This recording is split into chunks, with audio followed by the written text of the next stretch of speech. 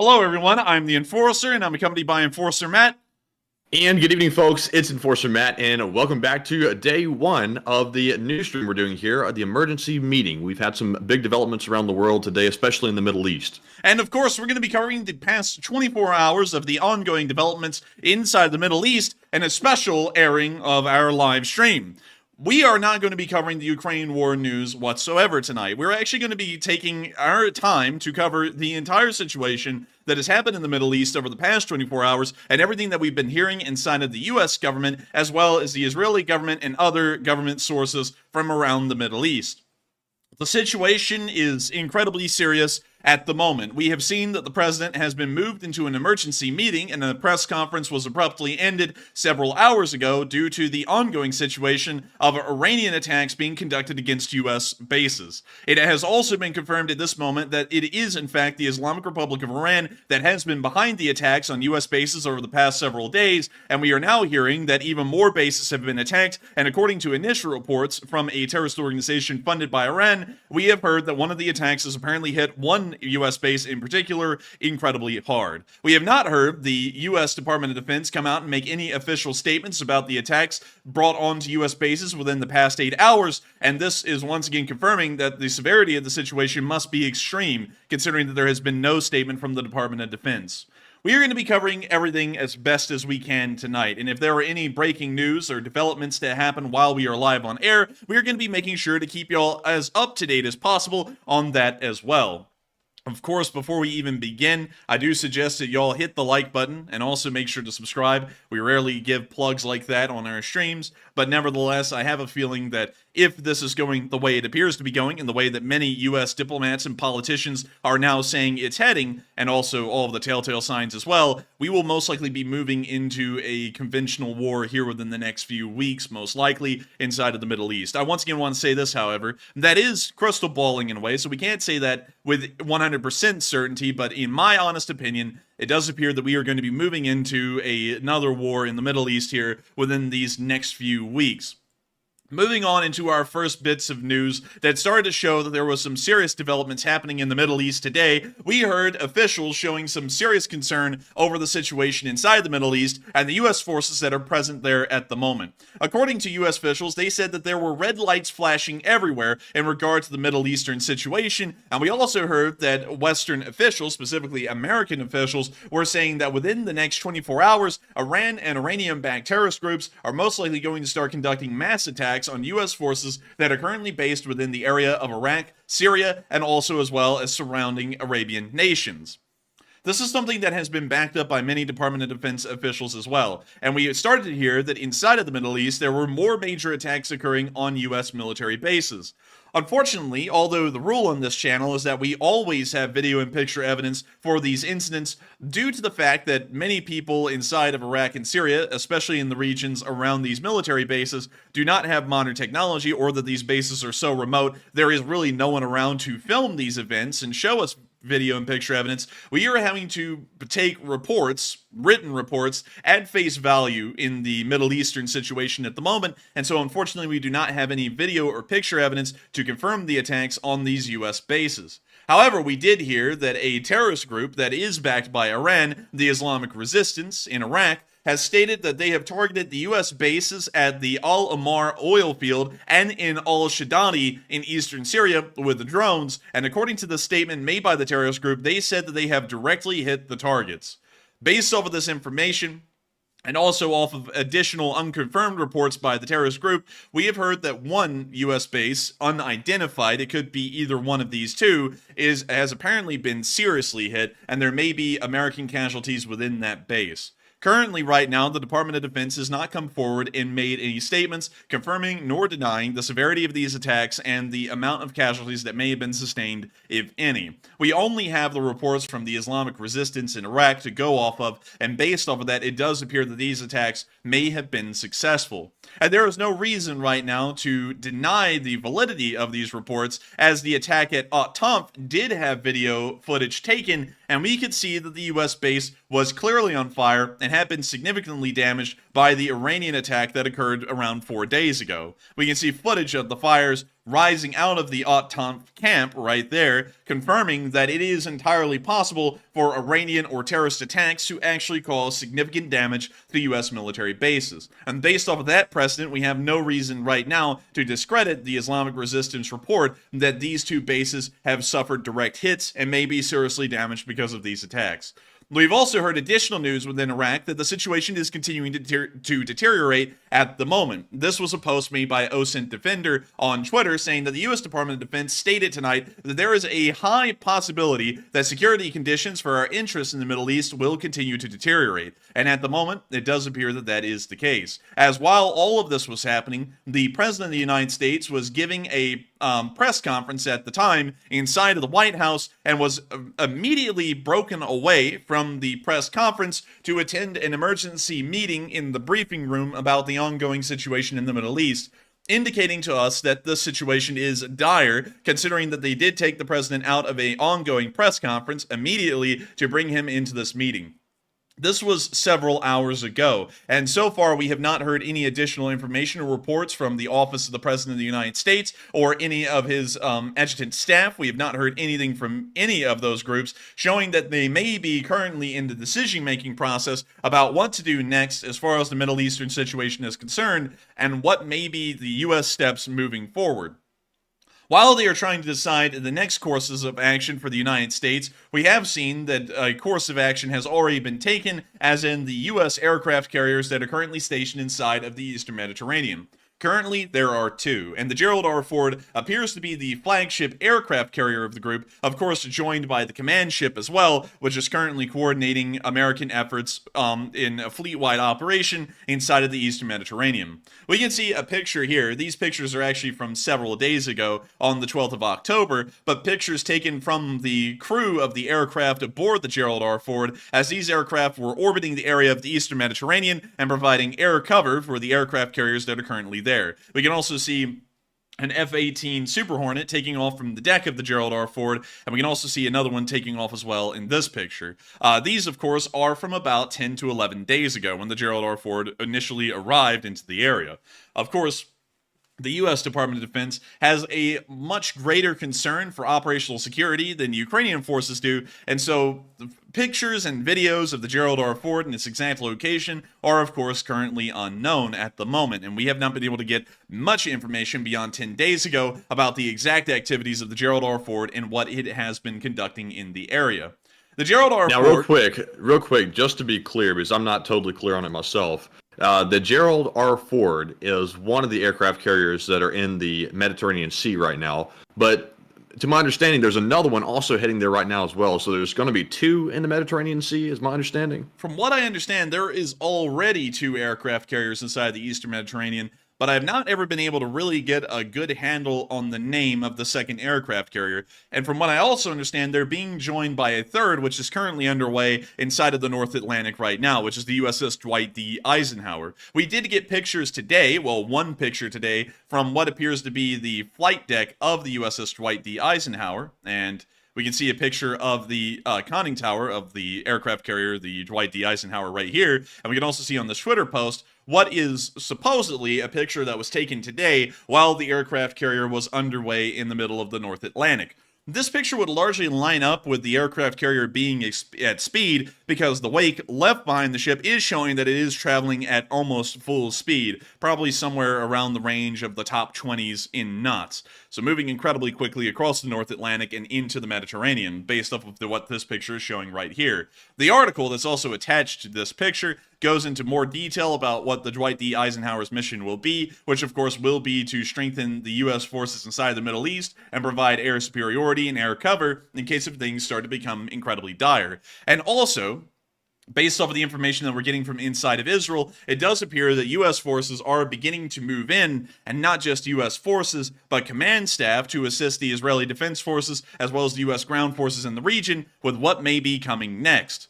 Right now, inside of Tel Aviv, we have heard that a U.S. three-star general from the United States Marine Corps has arrived and will be assisting Israeli forces in their preparation for the ground offensive, and will also be coordinating efforts with all of the U.S. ground forces in the area in case of a ground war occurring. And of course, based off of the statements by U.S.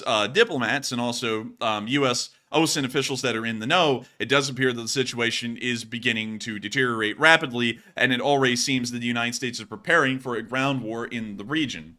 We also heard today from Israeli staff, and once again, here's the correct article right here.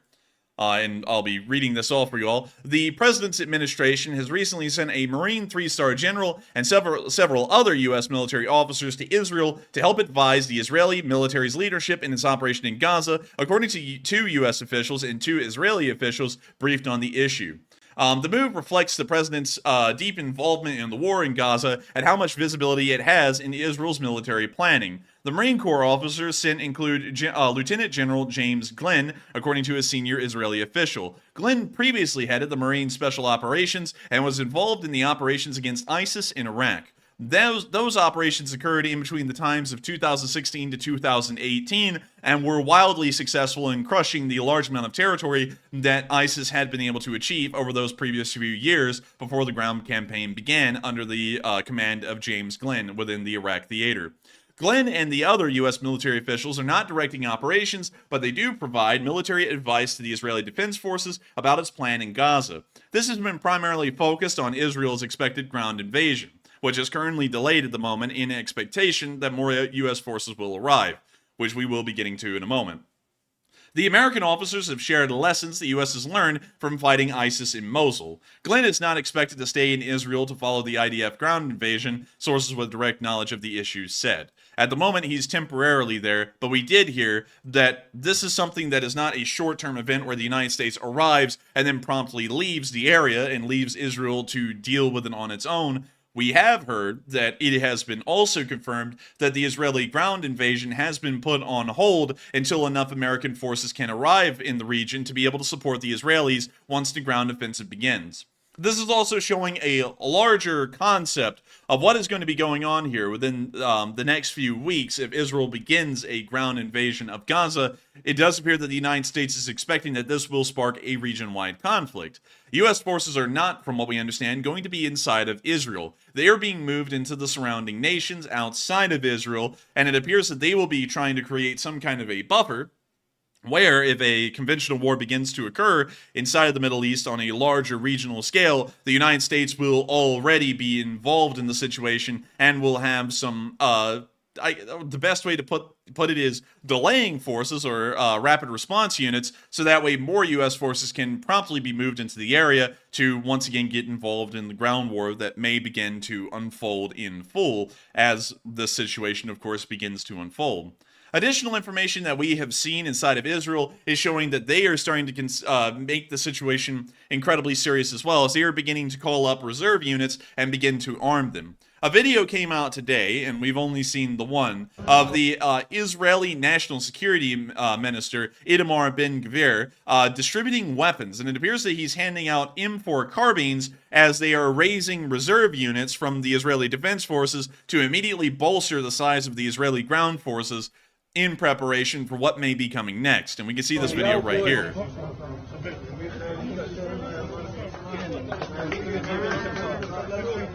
Let's see, what are they handing out? Is that top shelf stuff right there? Oh yeah, that's that top shelf stuff. A true M4 carbine with a giant broomstick foregrip. Nice. Pretty solid stuff.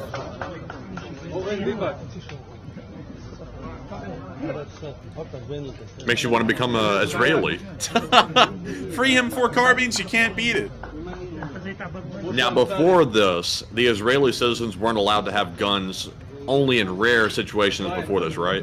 I don't really know exactly how Israeli gun laws work, but what I do know is that all of the male citizens of Israel do have to spend a mandatory 3 years inside of the Israeli military. The Israeli military, unlike most modern Western militaries, which Israel can certainly be considered in levels of training and budget, a modern Western military, it is really the only one that actually has a conscript-only force. Everyone inside of Israel, both men and women, have to serve a mandatory 3 years for men and a minimum of 2 years for women inside of the Israeli Defense Forces once they turn 18. This ensures that the Israeli armed forces is at a very large size at almost all times, and also makes sure that the entire nation has a martial background, so that way if the situation arises, they can immediately begin to raise reserves that are already well trained and well prepared, at least in terms of squad tactics and infantry fighting in the field, to be able to defend the nation.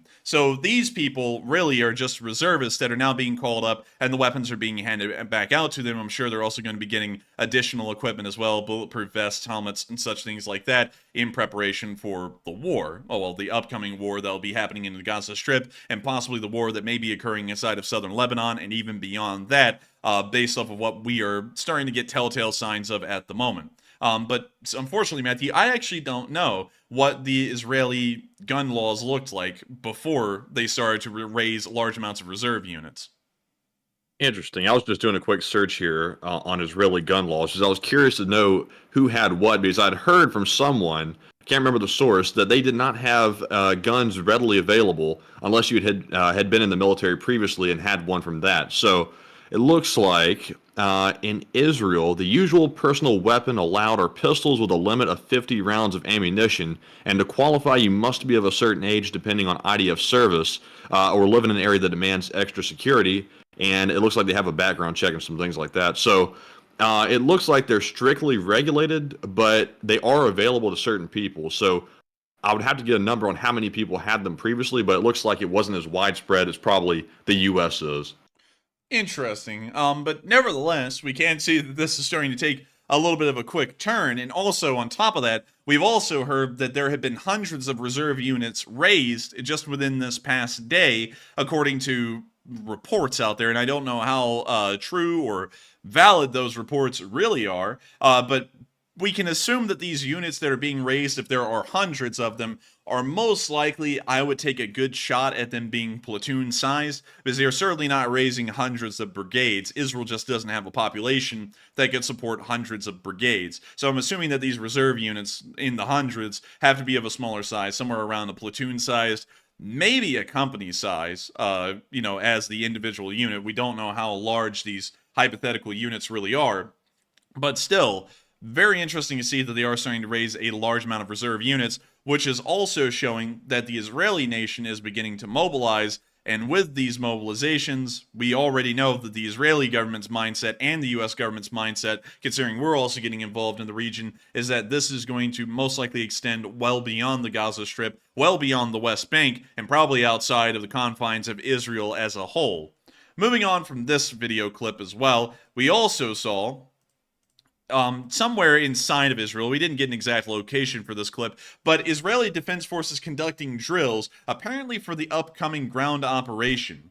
We haven't been able to confirm the date of this clip, but it does appear to show Israeli forces in training, which was an interesting sight nevertheless, and something to show tonight to give everyone a little bit of an idea of how the Israeli Defense Forces infantry plan on operating inside of this war. We can see them running forward, marching through the sand. It appears that this is a fire team right here. You see the next fire team moving forward. And you see them moving through some plywood buildings and simulating building clearing. Of course, expecting the urban fighting to come inside of the city of Gaza.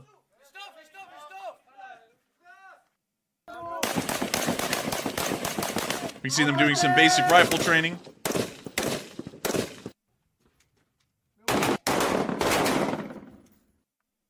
So they got that little bullpup going on with an EOTech on it. Oh yeah, the X95 Tavor. A very solid rifle from what they say. It's one of the few bullpups that I've been told is able to shoot out to 750 yards accurately. So a very impressive rifle. The Israeli weapons industry, which is the company that produces the Tavor, actually produces a domesticated version of it here in the United States, which a lot of people have actually started to swear by and say that it's one of the best rifles out there, and certainly one of the best bullpups. But still, very interesting to see at least some small clips of Israeli Defense Force training, and from what we were told, this is in preparation of the war that will be happening inside of the Gaza Strip.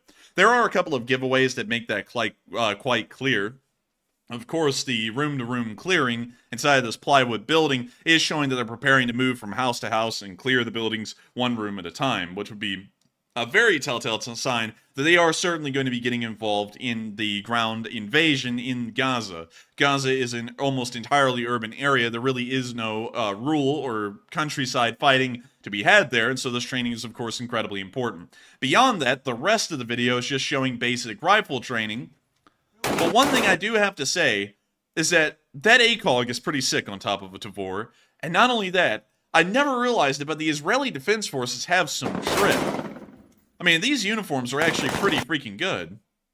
Oh yeah, man, they're kitted out. They're so well funded. They got to have good uniforms. Like, yeah. They are much better kitted than the Russians will ever be in a million years. Yeah, I mean, they got knee pads. I mean, their uniforms look pretty good. I mean, for a one-tone uniform, that is actually one of the best ones we've seen so far. It appears that their backpacks are just filled with just about anything you could imagine. They could probably live about a few days off of what's inside of that backpack. And not only that, it also appears that there is some customizability to the kind of optics and a little bit of the features that you can have on your rifle. Notice that this Tavor has some kind of a holographic sight, and this one actually has an ACOG, showing that the soldiers apparently have a little bit of flexibility with the kind of optics they may want to use and the ones they prefer. Knowing the ACOG is probably not the best bet for very close urban fighting, considering that they're usually at a times 4 magnification. But still, it's an impressively good scope, and hopefully it will serve the soldier well inside of the Gaza Strip once they begin the ground invasion, which of course we still don't have a timetable on. The Israelis are very adamant, almost daily at this point, that the ground offensive will be beginning very soon. The issue, however, is that it's not beginning very soon, and it appears that those statements are the I guess you could say, fervor of the Israeli military ready to invade the Gaza Strip. But at the same time, we know on the official level, on the big picture level, the Israeli Defense Forces will not be pushing in, most likely for the next few days, as U.S. forces are still funneling into the area, of course, with the THAAD and Patriot missile systems. Several thousand more U.S. troops will be deployed into the region. We do not know, based off of the current situation inside of Iraq with the attacks that have been confirmed to be conducted by Iran, if that number is also going to be increasing far more than just the number we're seeing right now. We're not entirely sure if the few thousand number is going to change into tens of thousands or remain the same right now. We're not entirely sure. But we do know that U.S. forces will have to continue to arrive into the area before Israel does get the green light, and is confident that the United States will also be there to provide security for their further actions inside of the Gaza Strip. And while we haven't heard that the official ground invasion has begun, at least at the moment, we have seen a very sporadic firefight occurring in the area around the town of Kisufim, which is along the Gaza Strip's border. If we were to move on to Google Maps and take a look at this area, we can see the town of Kisufim right here. It appears to largely be a smaller settlement. It doesn't really have a lot in terms of buildings or probably even population, but it is incredibly close to the border of the Gaza Strip. And a video came out from Kisufim tonight looking into the distance towards the Gaza border, and it sounded as though there was a large firefight occurring in between Hamas militants and the Israeli Defense Forces, or more so the Hamas terrorist group and the Israeli Defense Forces. We hear the sounds of machine gun fire, and let me make sure that audio's up.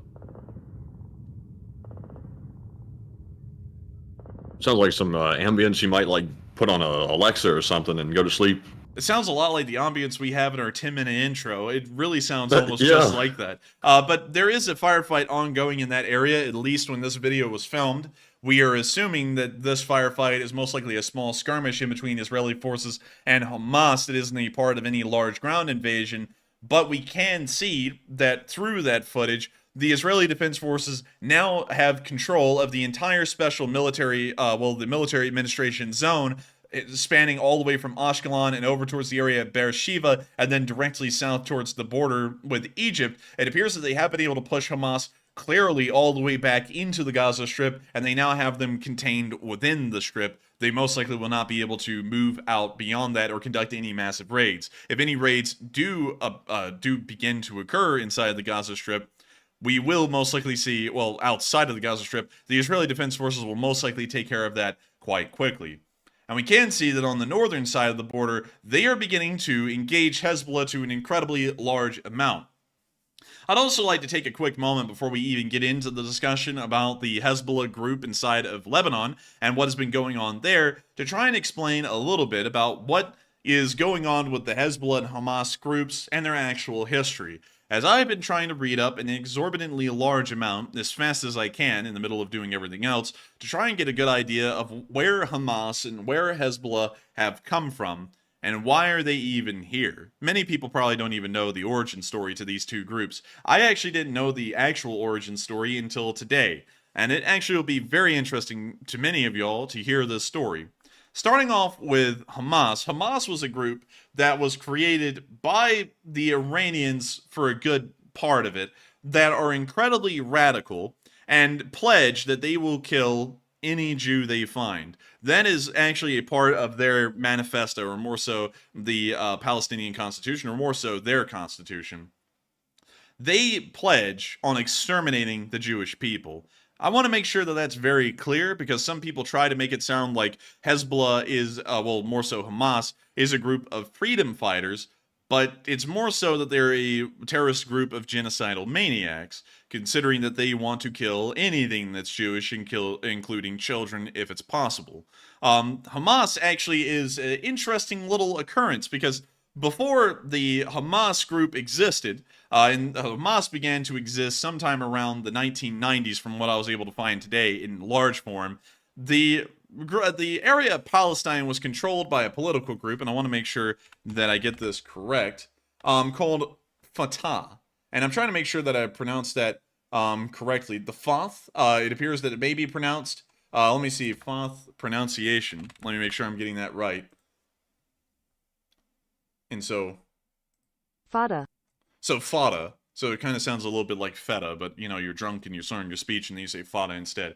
But the Fada is the political group that was running Palestine for quite a good while after the Fedayeen started to disappear into the 60s and on in towards the 70s. The Fada would be the group that would start to control Palestine. However, Hamas began to pop up in the 90s and were a much more radical group than even the Fatah, or the Fada, which was considered a very radical group at that time. Hamas actually began, due to how radical and severe they are, to outright fight against the Fatah's control of the Gaza Strip and also the West Bank as well, creating a time of infighting in between the two largest groups that were trying to vie for Palestinian control. What was also very interesting is that during this, well, actually a little bit before this, before the fighting in between Fatah and Hamas really kicked off, there was an election inside of the Gaza Strip that was really shocking to me today and kind of starts to muddy the waters with how, and I don't really know how to even put this out, how non-culpable the Palestinians of Gaza or the Gazans are. A honest election was actually held, according to the United Nations, inside the Gaza Strip around 2011 to find out who was going to represent the citizens of Gaza. The election, from what was told, was honestly held with Fatah in control at the time of the Gaza Strip, and the results were shocking. 73%, if I'm remembering that number correctly, and I'm trying to remember it off the top of my head, 73% of all Gazans voted for Hamas to be in control of their representation, and voted for this terrorist group, this incredibly radical terrorist group. This actually started to cause a little bit of infighting in between Fatah and Hamas, which then created a civil war pretty much within Palestine, which then led to Hamas, the terrorist group we're having to deal with right now, taking complete control of the Gaza Strip and practically governing it as an entirely separate entity from the rest of Palestine. Fatah is still largely in control of the West Bank at the moment, and that's why we see that the situation is not as severe there as it is with Hamas inside the Gaza Strip. And this is also something very interesting as well, as the majority of the population of the Gaza Strip, based off of that election, which from what we were told was an actual fair election, according to the United Nations, and we kind of have to take their word for that. According to that information, that means that the large majority of the citizens of the Gaza Strip actually support the actions of Hamas because they elected them into office, and there have been 3 different governments run by Hamas from then. And when I say governments, I mean in the similar French vein, like there's a first, second, third, and fourth republic. That's kind of the way the Hamas leadership inside of Gaza has gone. From 2011 to now, they've actually had 3 different quote-unquote republics inside of the Gaza Strip, all run by Hamas. They're currently inside of their third republic phase. And so far, the citizens of Gaza appear to be completely in line and in support of the Hamas terrorist group, from what we can tell, by and large. And so that is starting to make the situation a lot more in a gray area. Because now, knowing that there will be an Israeli ground invasion happening inside of the Gaza Strip, it now starts to beg the question, are the citizens of the Gaza Strip, the Gazans themselves, not Hamas, are they going to begin to take paramilitary action of their own against the Israeli Defense Forces? And how difficult is that really going to make the situation, considering that the Israelis are never really going to be able to put a handle on this once the ground invasion begins? They will possibly be able to take care of Hamas, but considering that the support for Hamas is so overwhelming within the region, it seems as though it's going to be very difficult to really uproot Hamas as a mindset, or to replace the Hydra that is now going to be sitting there, that is going to grow several more heads and take the place of Hamas once it's been completely destroyed and dismantled. That we don't really know. And that's something that really started to add a lot of difficulty to the situation today. But I hope that gives you all a good background on where Hamas came from, where they are today, and why they're even here today. Because it's something that a lot of people don't really know about. No one really goes into the origin stories of terrorist groups. Meanwhile, in Lebanon, there is another terrorist group, many of y'all may know, called Hezbollah, or Hezbollah. Or really, whichever way you want to pronounce it. As long as you get the point across, that's really all that counts to me. But Hezbollah is another terrorist group that started to pop up in Lebanon during the Lebanese Civil War, specifically when the US military got directly involved in the Lebanese situation and began to try and stabilize the country and try and bring it out of the Civil War, or more so just to try and protect the Christians inside of Lebanon, because the Muslims were actually trying to persecute the Christians and end up largely genociding them as well. But that's a story for a whole other time with what happened in Lebanon. Anyways, from what we could tell, Hezbollah founded somewhere inside of the southern part of Lebanon, kind of where they're attacking Israel today, and they were entirely created by Iranian involvement with Iranian funds, specifically to conduct terrorist activities against U.S. forces and U.S. bases that were being set up in Lebanon to try and bring the country back under control and bring some sort of stability. The group then started to shift its focus not just from the United States, but also towards Israel simultaneously, and began to conduct terrorist attacks on Israel, which then led to an Israeli response, an even stronger response inside of Lebanon, considering that they had already been actively involved due to some of the more radical Muslim groups inside of Lebanon starting to attack Israel in the middle of the Civil War, at least within the northern areas. And so Hezbollah is directly supported by the Islamic Republic of Iran, was directly created by the Islamic Republic of Iran, and Hamas popped up kind of as a very fringe, far-out group of Islamic extremists inside of Palestine, and then once again, Iranians hopped into the situation and began to support that group heavily and continue to radicalize them and cultivate them into a terroristic machine that would operate on the behalf of the Islamic Republic of Iran. So, based off of all of that, I hope y'all are kind of getting a little bit of a better lay of the land of what we're really going up against, and why I would have to make the argument. And of course, we try and let y'all make up y'all's own mind here, but I'm going to give y'all my opinion. Why it is very important for the United States to be involved in this situation and to try and crush these groups. These two groups, Hamas and Hezbollah, are not pro-American or pro-Western by any sense of the means. Russia and Iran have been friends for an incredibly long time. And I'm actually going to speak to some of folks who may be here right now, may not really be into the idea of condemning Hamas and Hezbollah because they think they may be the good guys in this war. Many of y'all, of course, have been here on this channel watching us cover the war in Ukraine for 607 days at this point. And a lot of y'all know that the Russians are about as bad as it gets. They conduct terroristic attacks against the Ukrainian people.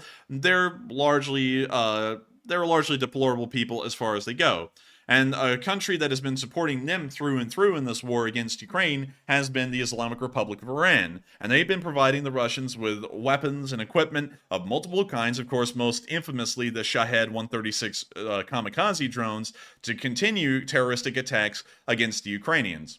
That same country that's been supporting the Russians, which many people nowadays consider terrorists, is now supporting two groups inside of Israel, inside of Palestine and also inside of Lebanon, to try and attack a Western ally, which is Israel, and to try and destroy them, and also conduct a genocide against a group of people entirely because they're different than them.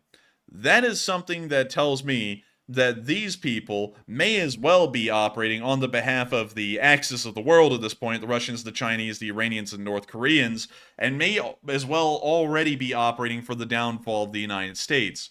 Not only that, and to go through a little bit of an unofficial report, well, not an unofficial, it's actually an official report, I believe, by the Department of State today, but we didn't include it as an actual bulletin. The Department of State has come out today and said that some of these folks from Hezbollah and Hamas may have actually taken the time and the efforts to travel to Mexico and then to hop across the U.S. border, and there may be a sizable amount of these terrorists from Hamas and Hezbollah that are now inside the United States, plotting future terrorist attacks, possibly. I can't say that for sure because the Department of State said that as a possibility. They didn't say that was a certainty, but they said it is entirely possible that that's something that has happened as well.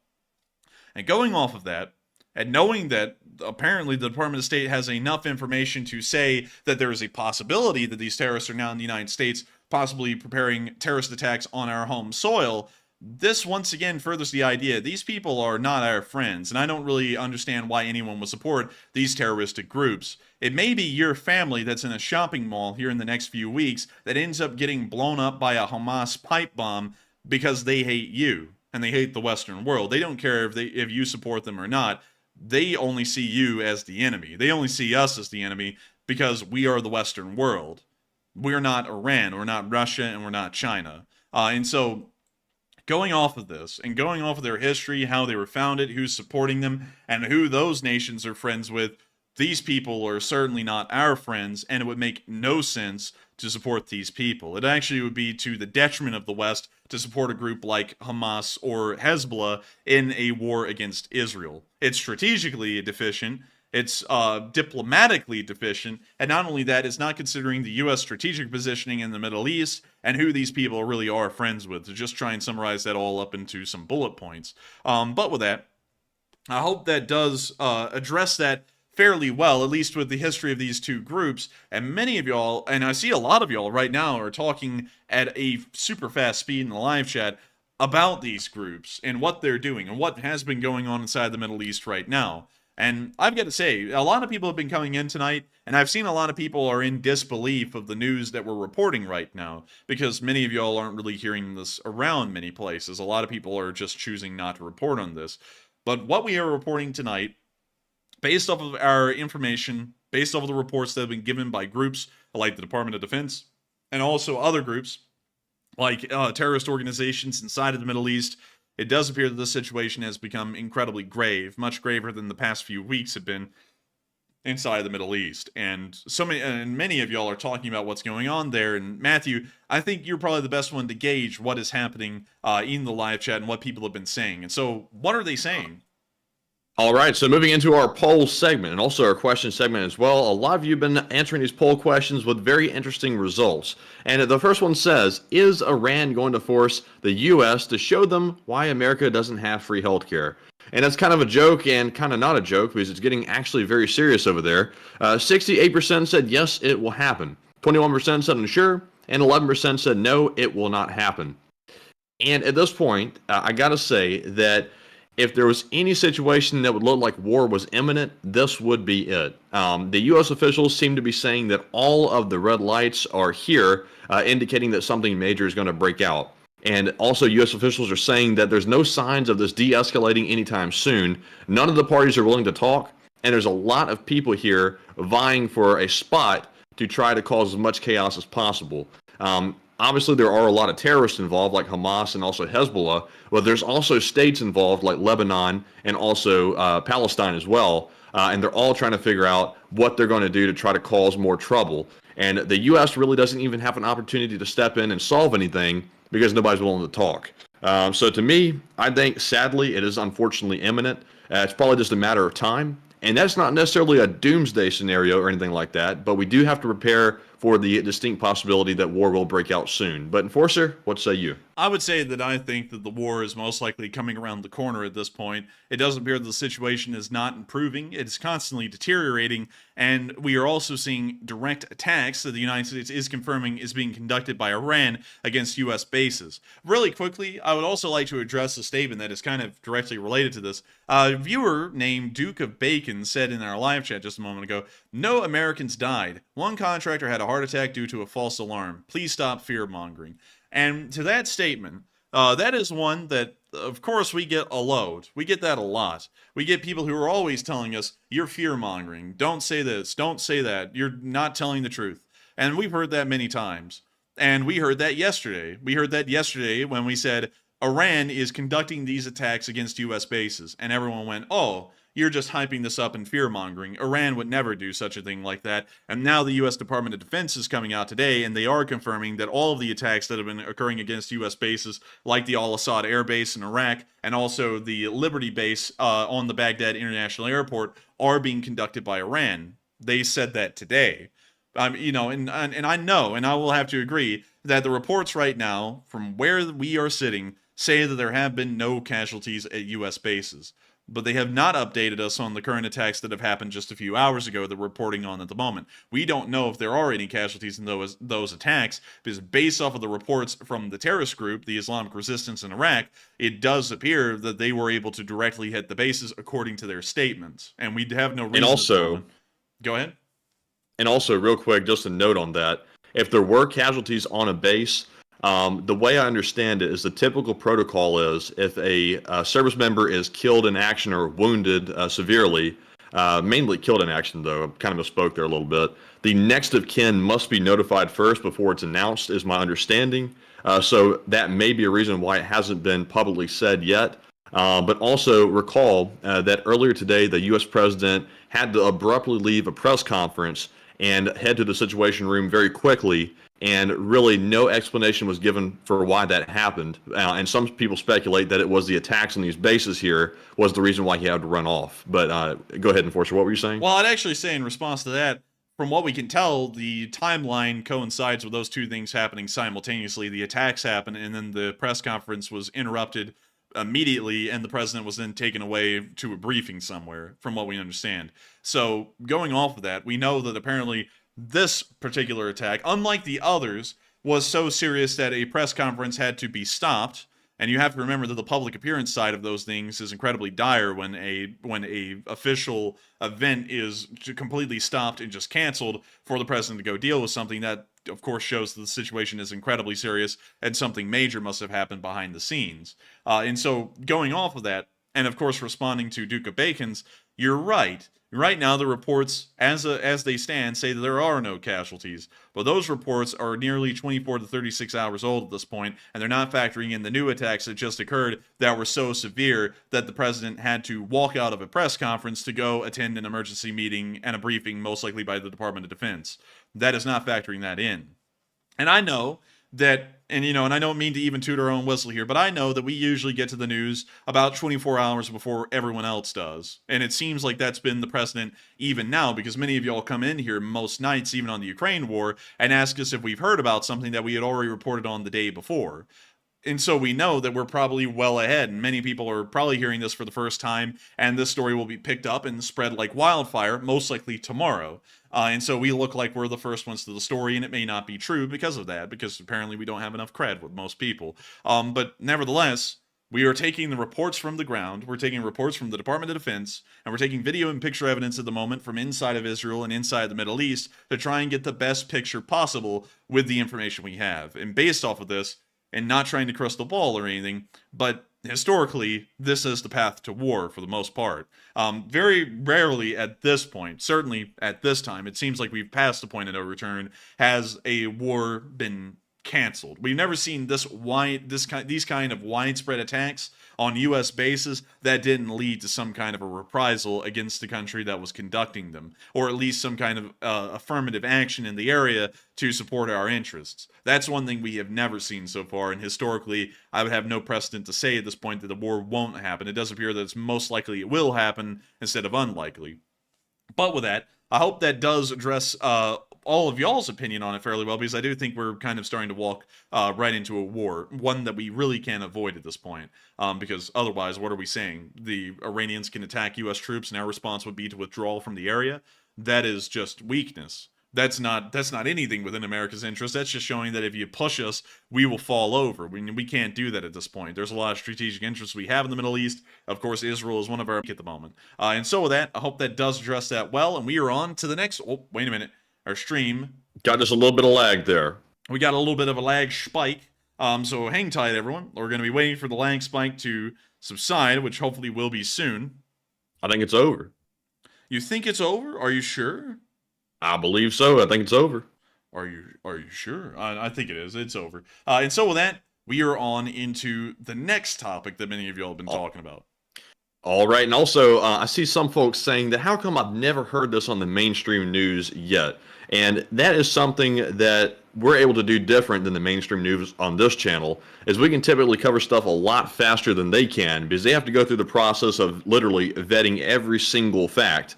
And obviously that does have its advantages. You'll know that most of the time, not always, the stories that come out on mainstream news about facts about world policy and also foreign policy are typically a little bit more vetted. But the advantage to OSINT, like we do, is that we can report it much faster, and sometimes there are a couple facts that are wrong here and there in a major story, but overall you will get the general sense of what's going on. So the things you're hearing about right now are mostly statements from the government at the moment, so you can pretty much take those for what they are, as straightforward fact. But there are some things that we're having to speculate on and also try to fill in the gaps because we don't have all the details yet. But there will be more details coming out definitely tomorrow. Probably by noon, I would imagine the U.S. government will probably come out and make a statement as to what exactly occurred today that we're really not sure about. But anyways, moving on to our next poll question. It says, if you were in charge of the U.S. right now, what would you do about the Middle East? 72% said we do not negotiate with terrorists. 15% said pursue diplomacy and peace only. 10% said unsure, and 4% said take no action whatsoever. And I would have to say that in this instance, when you're dealing with terrorists, they wouldn't be terrorists if they weren't basically stupid, because terrorism is not the way you solve problems. If you're intelligent, you sit down and you talk and you have diplomacy. So the terrorists are not really negotiable, to say the least. They're interested in killing people, hurting people, because they don't feel the same way they feel. So they're not really logical people, to say the least. I would say do not negotiate with terrorists.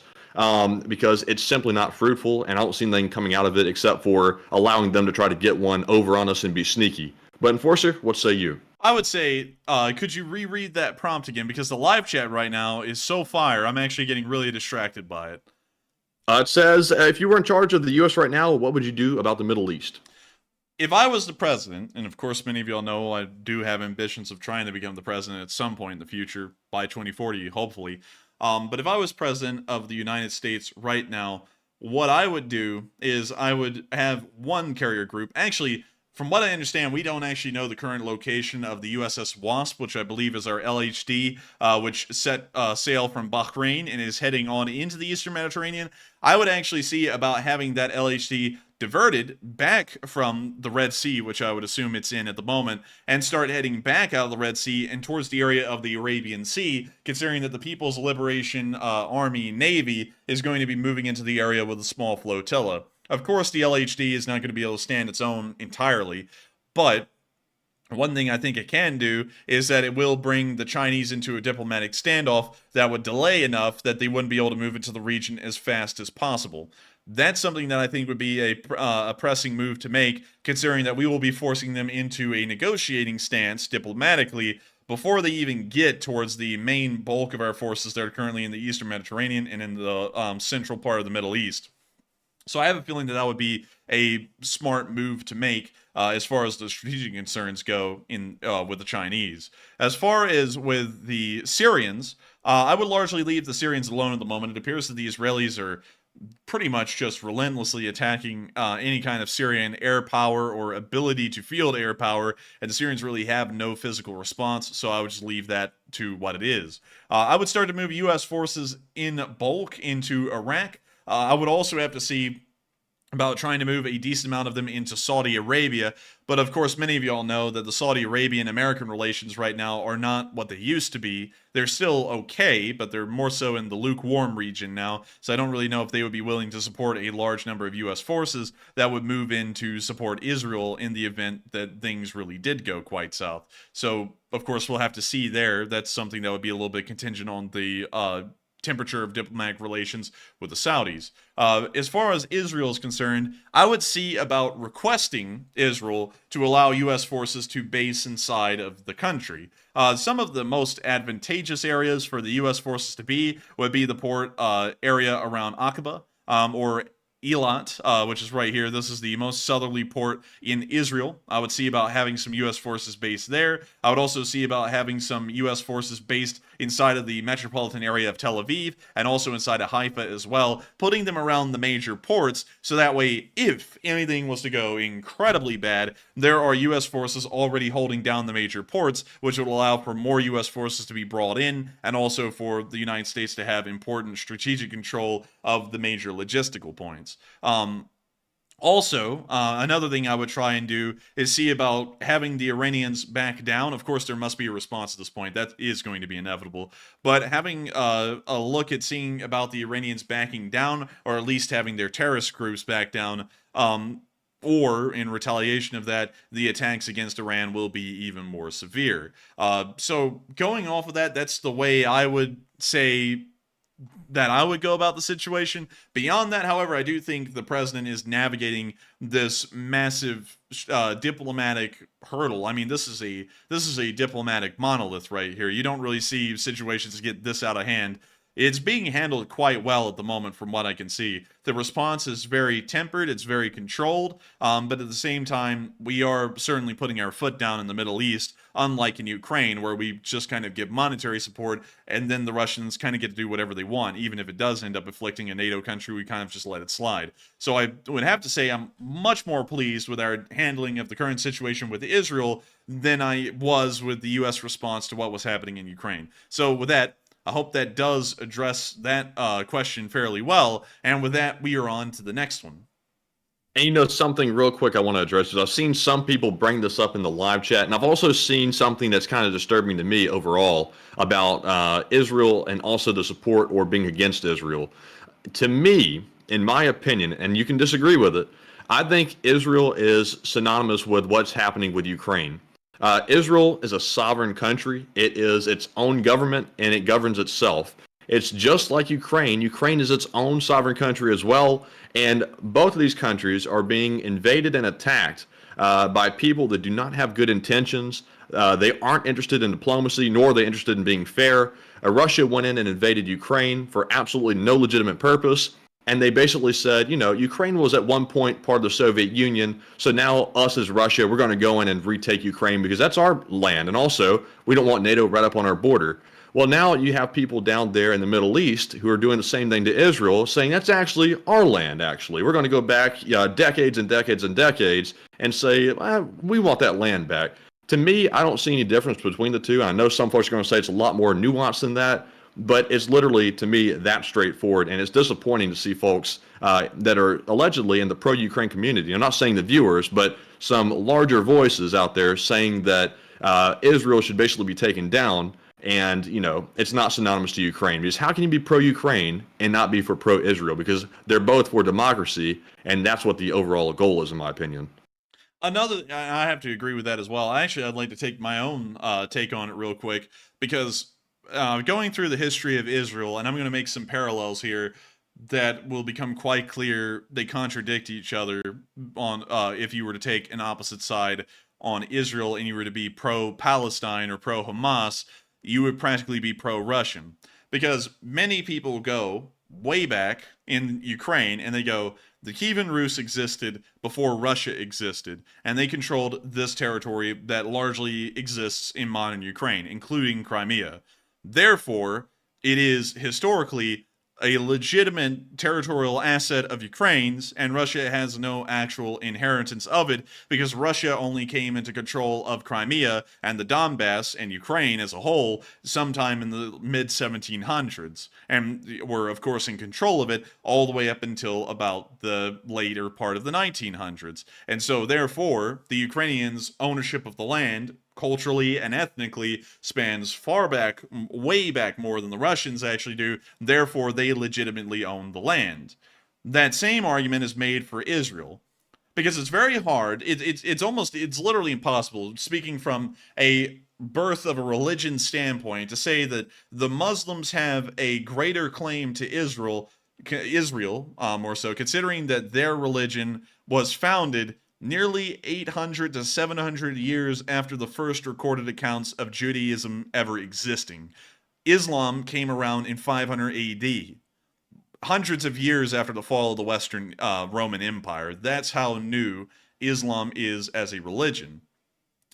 Judaism had been around so long that by the time people were able to actually put things in writing, and prehistory became history, the Jews of the Kingdom of Judea, which is the ancient equivalent of the modern state of Israel, were already being mentioned in text. And so, considering that culturally the Jewish people in the Kingdom of Judea had existed in this area hundreds of years before the Islamic groups would ever arrive into the area, it makes no sense to have two different mindsets on Ukraine and Israel. Historically, Israel has a much older claim to the area that now exists there, much like Ukraine also has a much stronger holding and legitimacy to their claims over Crimea and the Donbass, because historically, that was Ukrainian land well before Russia ever even existed as a nation. And also, Israel was Jewish land, specifically, or more so Israeli land, long before Islam even existed as a religion. So going off of that, you can see that there is a exact parallel there in between those two sides. It makes no... And also, to go off of the Islamic standpoint, because Islam would only take over the area that is called Israel or Palestine around the area, or around the time, I believe, of the 570s or the 580s exactly. They swept through the area and took the place over rather quickly. And at the time, there was actually not that much of an issue with it, although there what kind of was.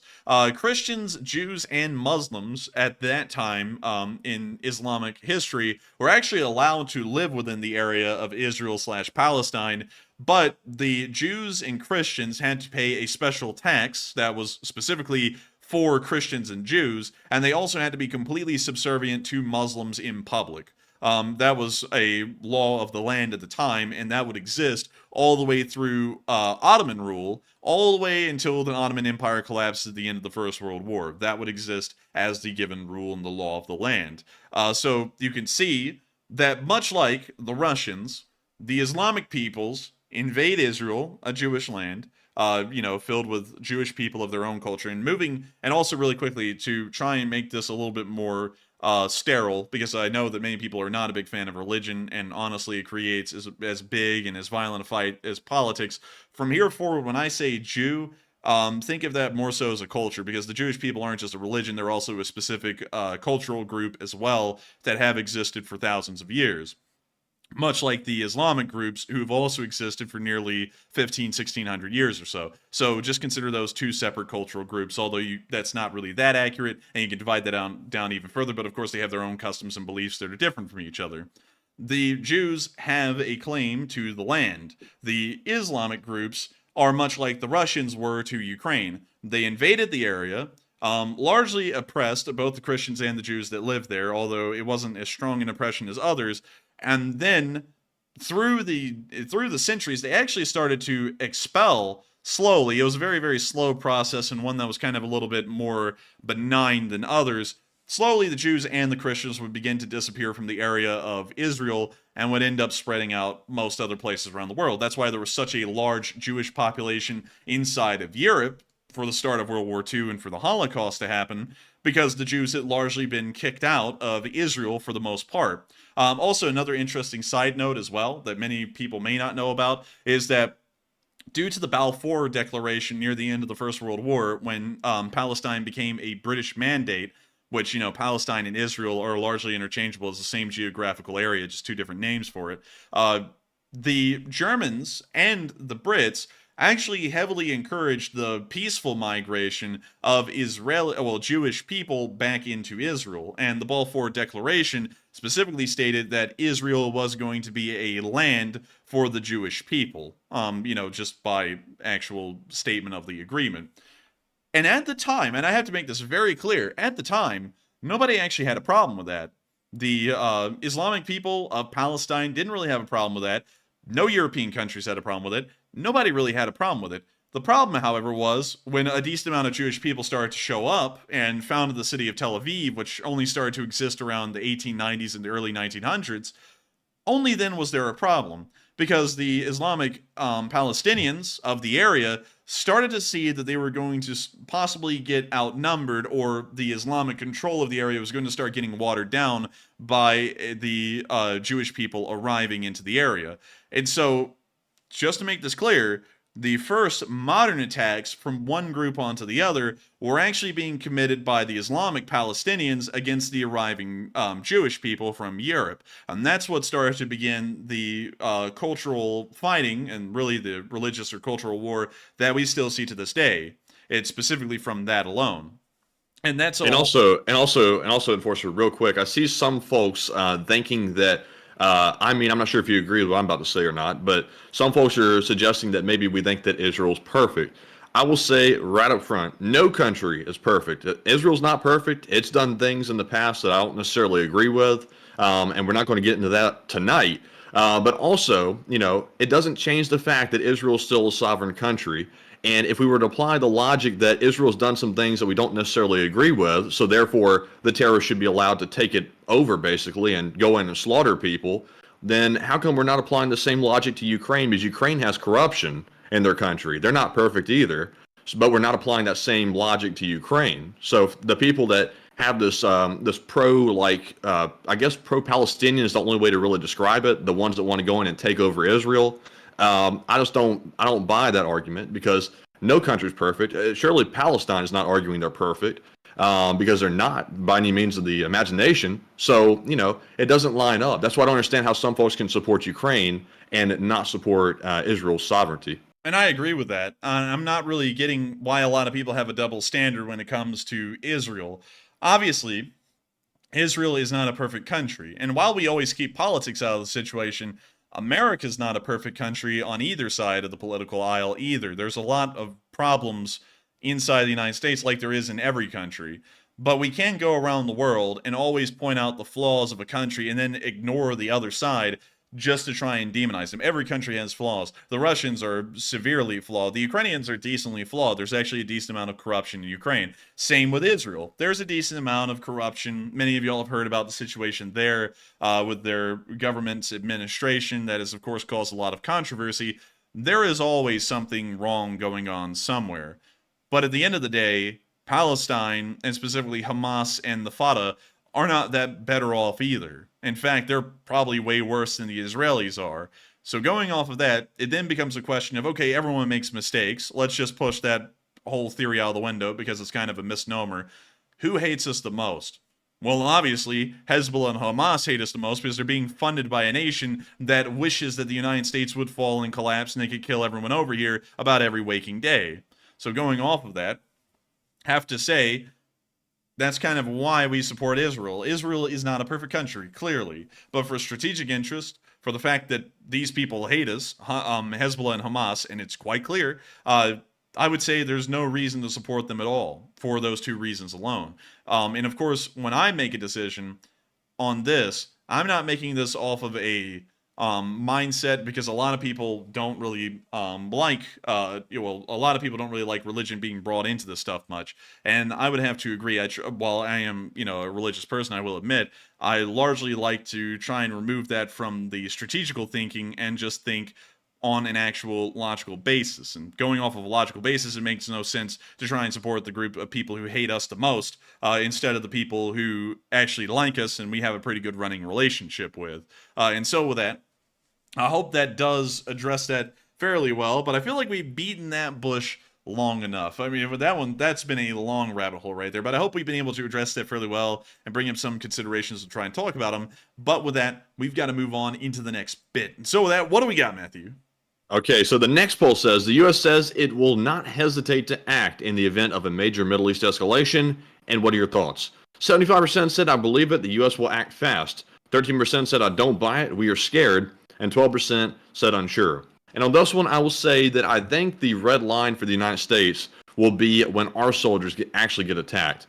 I'm not so sure if the U.S. is going to go in guns blazing simply because something happens to Israel. I am not totally convinced on that, but I do know for a fact that if our soldiers keep getting attacked, and after the 3 bases that we saw get attacked today that we still don't know a ton of information about, that's going to trigger something. I know that for a fact because we can't simply overlook that. If our guys get killed and we don't respond to it, that would be a travesty that will forever be remembered by everyone, making the United States looking weak. But Enforcer, what say you? And can you reread that prompt again? The U.S. says it won't hesitate to act in the Middle East escalation. I would not doubt that at all. It does appear that we're already beginning to act at the moment, or prepare to act. It's very obvious at this point. And so with that, I hope we addressed that fairly well, and we are on into the next one. All right, and moving into our Super Chat questions, we have a very generous $100 donation from Mark, the not incompetent drone operator. He's no longer incompetent. He has moved on. And thank you very much, Mark, for that support. He says, Andrew plus Matt equal masochists. But there are masochists. 1 second. Let's see. Huh. Oh, well, that's an interesting word. I had to Google that real quick. I'm not going to explain what it is on stream. But thank you so much for the kind words. I guess that's not really true, at least in that regard. But, I actually have to tell you, I've had a splitting headache all day, still have one right now. But if it means getting out the news to y'all, that's what it is. We just end up running a show. And of course, this is our day off, but I decided it would probably be best to run a show because of what all has been going on inside of Israel over these past few days, and also in the Middle East at large with the United States. And so thank you so much for the massive amount of support, Mark, and helping this channel to keep on running. And thank you for supporting us as well, even when we're not covering the war in Ukraine. It means a lot to us that so many people have shown up tonight to get the news of what's going on right now in the Middle East. And also it means a lot to us that folks are also very happy to support us covering different kinds of news as well and help us to be able to keep doing this as a job. And so thank you so much once again for the massive amount of support, Mark. I hope that does address that fairly well. And thank you for being an old guard of the Lee Spring Army. And so with that, we are on to the next one. And also thanks once again, Mark, for that support. And up next, we have a $50 super chat from BC Skyman. And thank you very much, BC, for that support. He's a longtime channel legend, just like Mark, and he does not leave a comment. And thank you very much, BC, for that. And Enforcer, what say you? And thank you so much for the massive amount of support, BC Skyman, and throwing in a Gundam, or I think that's what the thing's called, I don't really know. But it's some kind of a giant robot thing, hippo, that's screaming in pain after it turns into a robot. But still, I thank you so much for the massive amount of support, BC, and helping this channel to keep on running, because if it wasn't for folks like you, we wouldn't even be able to be here and covering this news tonight. It means a lot to us that so many folks come around and support this channel and help us keep it running. Some of y'all may be new viewers, and we've actually noticed that our subscriber numbers are actually starting to shoot up a good bit right now. We've gained something about 150 subscribers since this stream started, meaning that many new people may be finding this channel. And some of y'all may have noticed that there was no ad that ran when y'all clicked on the stream. And y'all may also notice that there is no sponsor of tonight's stream either. That's because our stream runs entirely off of the generosity of viewers like BC Skyman and Mark, who help our channel to keep running. Of course, the channel is completely free to watch, and nobody has to support the channel if they don't want to, or if they don't have the ability to. But of course, the support is always greatly appreciated, because that helps us to be able to do this as a job and to keep on doing our war analysis like we are, and to also report the news like we are doing here tonight. And so thank you so much once again for the support, BC Skyman, and helping this channel to keep on running, because if it wasn't for folks like you, we wouldn't be able to make this possible. And so with that, we are on to the final question of this segment, and then we're going to be moving into the remainder of the news we have for the night, and then moving on into our next segment. And so with that, what is our final question of this segment? And also, Mark, the not incompetent drone operator, said that he meant that you work so hard and you're hurting yourself. So that's what that term means. Okay. So Mark, I gotta say, We are the workaholic or trapaholics, if you want to say it like that. But we're not actually hurting ourselves. I actually am more rested tonight than I was last night, actually, believe it or not. And I went to school all day today. I don't know how that works. Maybe I'm just delirious. But thank you very much, Mark, once again for the kind words. And also, real quick before we get into our last one, it appears that some more information has come out about the situation in the Middle East and the way the U.S. is going to react to it. It looks like the U.S. has started to put plans into place for mass evacuations if the Gaza war or the Israel war escalates. So it looks like they're saying that the U.S. administration is extremely worried, the max level of worry that they could have, that things are going to get out of hand very quick, and that this is a real issue. So it looks here, based on my preliminary readings, that the U.S. is actually over there right now speaking with Israel, the generals are, the U.S. generals, to get plans ready to get the people out and evacuated if needed very quickly. So it looks like they're putting plans in motion that indicate something's about to go off very quickly. And so with that, I hope we were able to address that quick bulletin. And with that, we are on to the final question of this segment. And that's one that goes to FW Creations, who puts in a $50 donation. Hey! And thank you very much, FW Creations, for that support. They said, "Good morning from Sweden, and keep up the good work, lads." And thank you so much for the support, F'd Up Creations. And hello to Sweden. It's wonderful to know that so many of y'all have come here tonight to listen to this news from around the world, including the beautiful nation of Sweden. An incredible looking place. A country that I'm in envy of, because if U.S. cities looked as nice as Swedish cities, that would be incredible. I think Swedish and Norwegian cities, as well as Finnish cities, are some of the best looking cities in the world as far as the cleanliness and public sanitation goes. It's amazing. And I got to thank you so much, F'd Up Creations, for being here with us tonight and supporting this channel and helping us keep this thing rolling, so that way we can cover news not just in Ukraine, but around the world. This channel has always been one that has been trying to always cover everything around the world. And a lot of people think that we are a specific Ukraine war channel, and for the most part we have been. But we've always had a plan, and y'all could see that in our channel description, to try, well, the channel description we had for almost like a year and a half that was written in the first few weeks and never changed, that we had always planned on moving into current events and world news everywhere around the world, not just inside of Ukraine. And it is amazing to know that so many of y'all are helping to support this channel and keep it running, even when we're covering news outside of Ukraine that is around the world that is also pressing and serious. And so with that, thank you so much once again for helping this channel to keep on running. I hope that does address that fairly well. And of course, if it wasn't for folks like you, we wouldn't be able to keep this channel running. And thank you so much for saying to keep up the good work. We will try our hardest. And so with that, we are now going to be moving on out of the question segment and back into Israel and towards the area of southern Lebanon. Now that we've gone through the story of how Hamas and Hezbollah came to be, and we also went through what all of y'all have been thinking about these groups, what they've been doing, and what our response is, we saw that the Israeli Air Force has been conducting some pretty serious amounts of airstrikes inside the area of southern Lebanon against Hezbollah outposts. This picture here, although you can hardly see it, is showing the faint outline of smoke that's billowing from a Hezbollah site that was just hit by an Israeli bomb. Picture's very vague, you can't really see that too well, but trust me, that's what y'all are seeing. Moving on from that and into our next little video, we also got to see in infrared a ATGM crew being hit by the Israeli Air Force as well. And here's the clip. You see the ATGM crews highlighted in red. We see them moving on around. And you see one of the groups getting hit.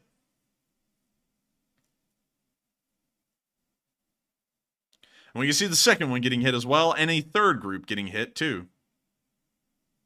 And with that, that's the end of that clip right there. But I do have to say, absolutely wonderful and absolutely impressive to see that the Israeli Air Force was able to take care of some of these Hezbollah terrorist groups or Hezbollah terrorist units. And hopefully this will be relieving some of the pressure that Israeli border posts in the north have been going through. Israeli border posts have been bombarded quite heavily by Hezbollah ATGMs over these past few weeks, and hopefully by destroying these ATGMs, they will be able to start to relieve the pressure on Israeli forces in the north, so that way they can focus a lot of their attention southwards and on into the Gaza Strip.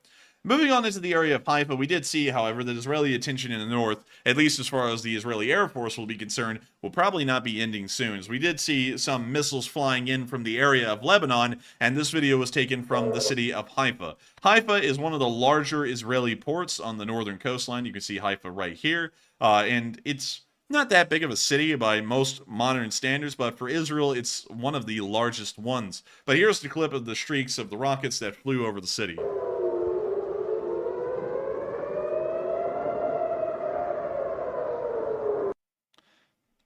That's the end of the clip, but you could see a Hezbollah rocket firing into Israel. Hopefully the Iron Dome will be able to intercept it, because it appeared that at the area of Haifa, it was not being intercepted by any air defense batteries. There is some Patriot missile defense systems that Israel has that are deployed in this area, but it may have been assessed that the rocket fired from Hezbollah was going to be flying towards the area of Tel Aviv, and because of that, the Iron Dome in that area would most likely be able to take care of it before it ever even arrived.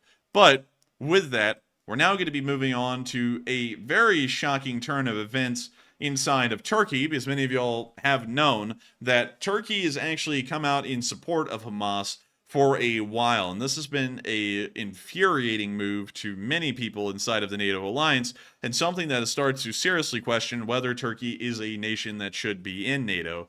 Unfortunately, I have to tell y'all there's no way to kick out a NATO member, so they will be a NATO member until the end of time. But we did see today that apparently the Turkish government is starting to backpedal its course on the Hamas group, as according to this statement today, Ismail Haniyeh, the head of Hamas political bureau, who was in Istanbul when Hamas stormed into Israeli towns, was politely sent away after footage circulated on social media showing him and other Hamas members prostrating themselves in a prayer of gratitude while watching the news of the incursion on television, two different sources told Al Monitor. Along with other Hamas leaders, Haniyeh lives in voluntary exile, splitting his time in between Qatar and Turkey. Ankara was annoyed also by the remarks that Salah al-Aruri, Haniyeh's deputy, made to Al Jazeera that day. Aruri bragged that Hamas had captured enough Israeli soldiers to force Israel to free all Palestinian prisoners in its jails and would continue to fight. According to the two sources, Ankara politely asked Haniyeh and his entourage to leave Turkey, unwilling to appear as still protecting Hamas after the group's killing of Israeli civilians. And so it does appear that Turkey is beginning to make a drastic change in its mindset against the Hamas group, and apparently starting to realize that that group isn't something that Turkey thought it was. Of course, the entire situation as to why Turkey would support Hamas in the first place is a story that would take hours to explain, and it's kind of an evolution of the past 100 years of the Republic of Turkey. So it's nothing to really go down, at least at this moment, something that can be saved for a later date, or if one of y'all asked a question specifically. But moving on down into the area of the Gaza Strip, we have seen that outside the firefight along their border, that Hamas has continued to be stricken quite heavily by the Israeli Air Force. And not only that, we have also seen some very interesting occurrences outside of Israeli Air Force attacks as well. For example, the report from Fitux News of heavy artillery barrages occurring in the area of northern Gaza. From what we understand, the artillery barrages that are occurring just a few hours ago are almost completely different than the Air Force attacks, as in these appear to be targeting larger areas and maybe trying to wipe out what the Israeli Defense Forces perceive to be Hamas ground forces before the actual ground invasion begins. We also saw in another clip that there was a power outage in Gaza, which was specifically noted in this video, although we've understood that there has been no power and no water supply to the Gaza Strip for weeks at this point, according to the Palestinians and according to Hamas. However, this video makes it a special note that apparently the power had just gone out today, which was about around 6 hours ago when this video was filmed. And we can see a few lights on, but it doesn't appear that they're a part of the grid.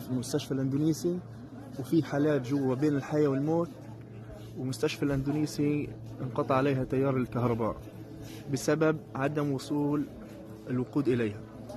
يعني هي كل قسم الطوارئ ما فيش كهرباء بالمرة.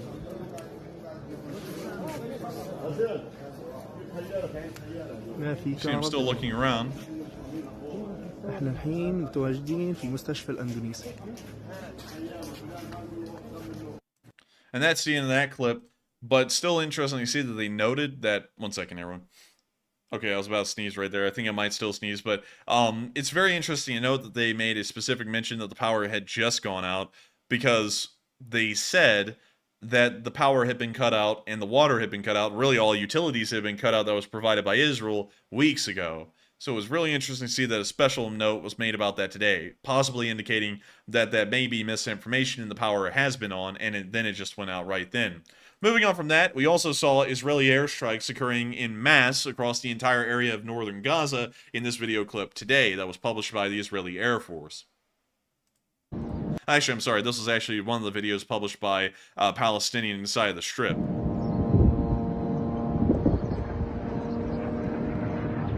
We can see the Israeli precision munitions hitting the exact buildings that they're targeting and taking them on out.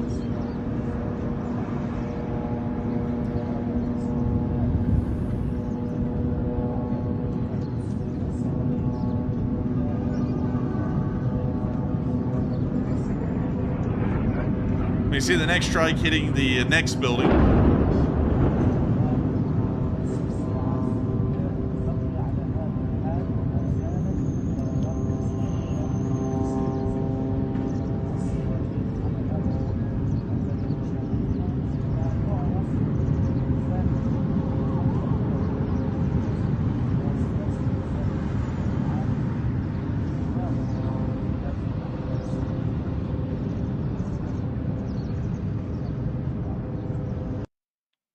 And with that, that's the end of the clip right there. Fairly interesting to see that the Israeli airstrikes are continuing in the area. That said, it was in Zaytun, and I tried to pull that specific part of the Gaza Strip up, but regardless of how much I tried to find out where that was, I could never find the exact location, so we just ended up dropping it inside the city of Gaza. Meanwhile, we also saw that the commanders of Gaza's Air Command, which I have absolutely no idea what in the world they're commanding, because I don't think Hamas has any air assets whatsoever, but we did see that they did get stricken today and were confirmed dead. This is the building that they were in. They were on the top floor, and you're about to watch the Israeli guided bomb literally slam into the exact penthouse that they're in at the moment. Here's the clip. Right there.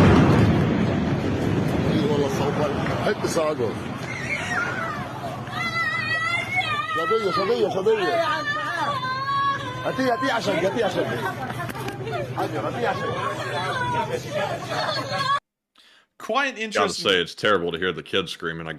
No matter what the circumstances are, it's always really disheartening to hear children getting traumatized by war. I know there's nothing that can really be done to, help that because, Israel has to defend their country, but still, that's terrible.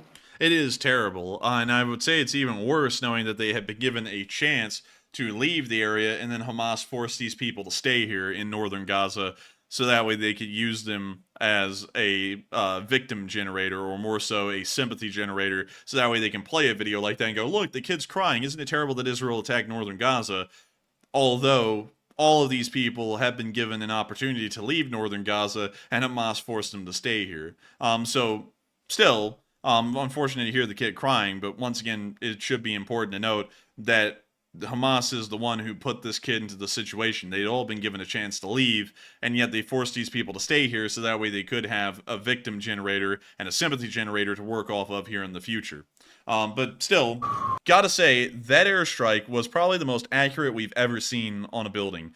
It did not go for destroying the foundation like we usually see Israeli precise strikes going for, which of course could end up killing a massive amount of civilians. It does appear that they went for the specific penthouse that the commander was in, and from what we were told, it was a successful attack, and both of the commanders of the Air Command had been taken out in that attack. So, pretty wild to see such an accurate strike, and just bizarre to see how accurate these massive guided bombs can actually be. But moving on from that, that is really the last video that we got today that was important enough to show from the Gaza Strip, and largely the end of our coverage of the news as far as the situation in the Middle East is going.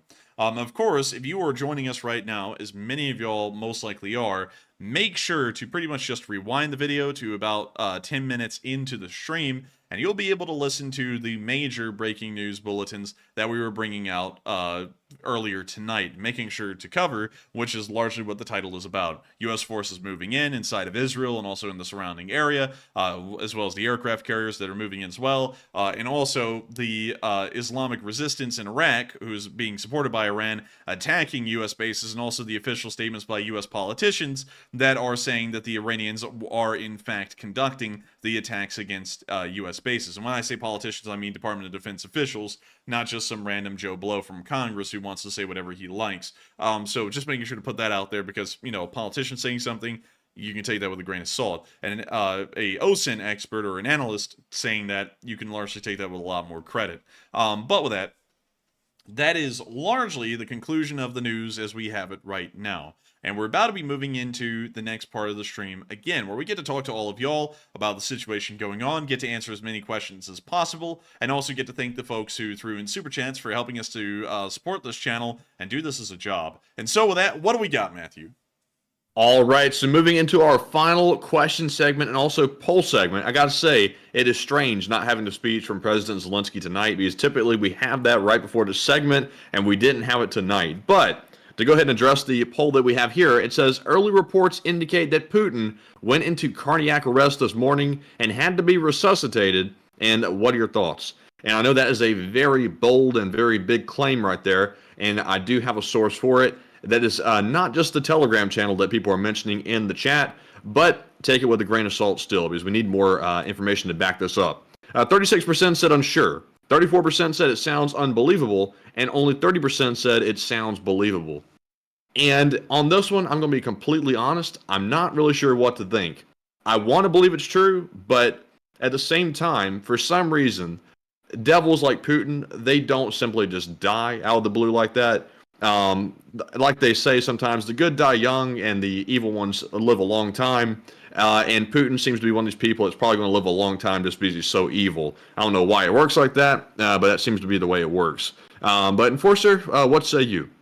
I would say that, can you reread the prompt? I gotta be honest with you, my headache is kicking off really bad right now, so it's very hard for me to focus. But can you reread that? It says, early reports indicate that Putin went into cardiac arrest this morning and had to be resuscitated. Thoughts? I'm going to have to be honest. I'm not really believing it. I would have to say I'm unsure and undecided, because we also heard that Kadyrov would be dead, and now he's confirmed to be alive and recovering. So I've got to be honest. We've gone through that so many times. I would have to say that's possibly hype. And I would have to wait and see for official confirmation on that before we really give a definitive or a hardcore statement whether it's true or not. Because we've heard that on so many people, so many different times. It's really hard to even take that as credible info at this point, at least to me. But with that, I hope that does address that well, and we are on to the next one. And also, another point about the heart attack situation. Can Putin even have a heart attack? Because, to my understanding, he doesn't even have a heart. So how does that work? That's exactly what I'm saying. I mean, I don't really believe that the guy can even have... I mean, isn't he a vampire, too? You know, I thought he was the immortal Putin. He can't have a heart attack. He'll just end up disappearing somewhere and then reappearing in another 20 years doing something else. He'll be like a cook selling hot dogs in St. Petersburg. And also, or selling corn dogs at the fair. You know, something like that. And also, how do we even know that that's actually Putin? How come it might not have been a body double or something? Exactly. That's what I'm saying. You know what I mean? And I just don't believe it right now, to be honest. I'm going to have to take that with a grain of salt. And y'all, I always love to be an optimist with the Ukraine war. Y'all know that, although our war analysis always tries to remain neutral. Although nowadays, a neutral war analysis largely makes it look like Ukraine's doing pretty good because they are. You know, that's just fact. But really beyond that, at this point, this has happened so many times. Let me think of everyone it's happened to. It happened to Kadyrov.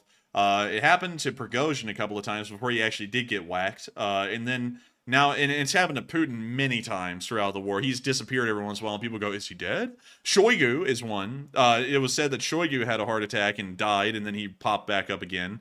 And it also was, I think, possibly seen that there was another Russian commander that supposedly had died, and then he reappeared as well. So at this point, going off of that precedent, I'm going to have to say we're going to have to take that with a grain of salt. Because there's just so many times that's happened and it's not been true. It would be pretty crazy to think that this is the one time it's true. And so with that, I hope that does address that well. And we are on to the next one. And also, by the way, if you're curious, the source that I got from Twitter is Sky News Australia. They came out with a story alleging that Putin had a heart attack this morning. And the other source was allegedly a Telegram channel that happens to be somewhat allegedly connected with the Russian government. So it is preliminary, but that is the report. We'll probably hear more about it in the next week. Preferably, we'd like to hear about it from the U.S. government, because that would be the most credible intel that we could get is from the actual government itself. But anyways, moving on to our super chat questions, because we are fresh out of polls.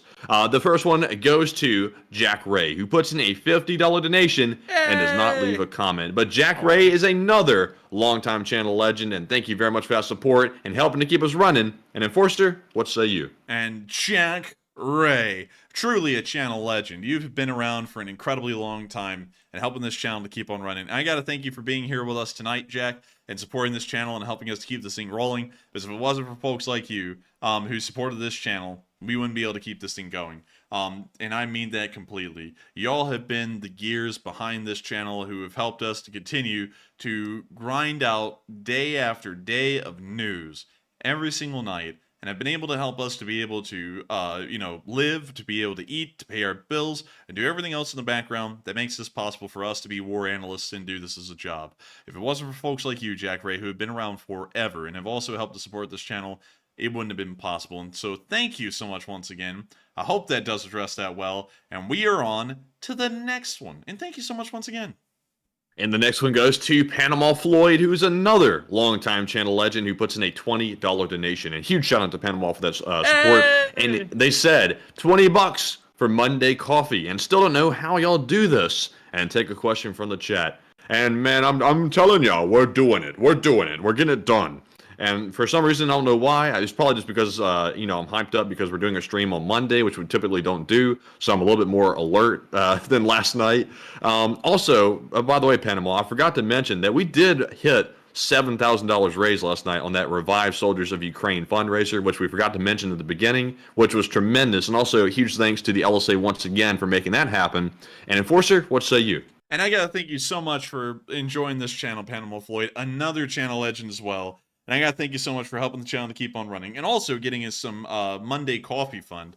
Believe it or not, I actually ran out of busy tonight, so I had to drink chalk water. And it was horrendous, and I hated it. But it got me through, and it's got me through pretty well tonight. And so thank you so much for support. And I will be using that probably tomorrow to go buy a couple of cans of busy, and then come home and try and pump out a memo for law school, which I still don't really want to do, and I don't really have the energy for. But it's got to get done. It's got to get done, baby. And also, you don't know how we do this? I don't either. I kind of feel like at this point, I'm kind of just floating through life, completely exhausted most of the time, and still trying to do things here and there.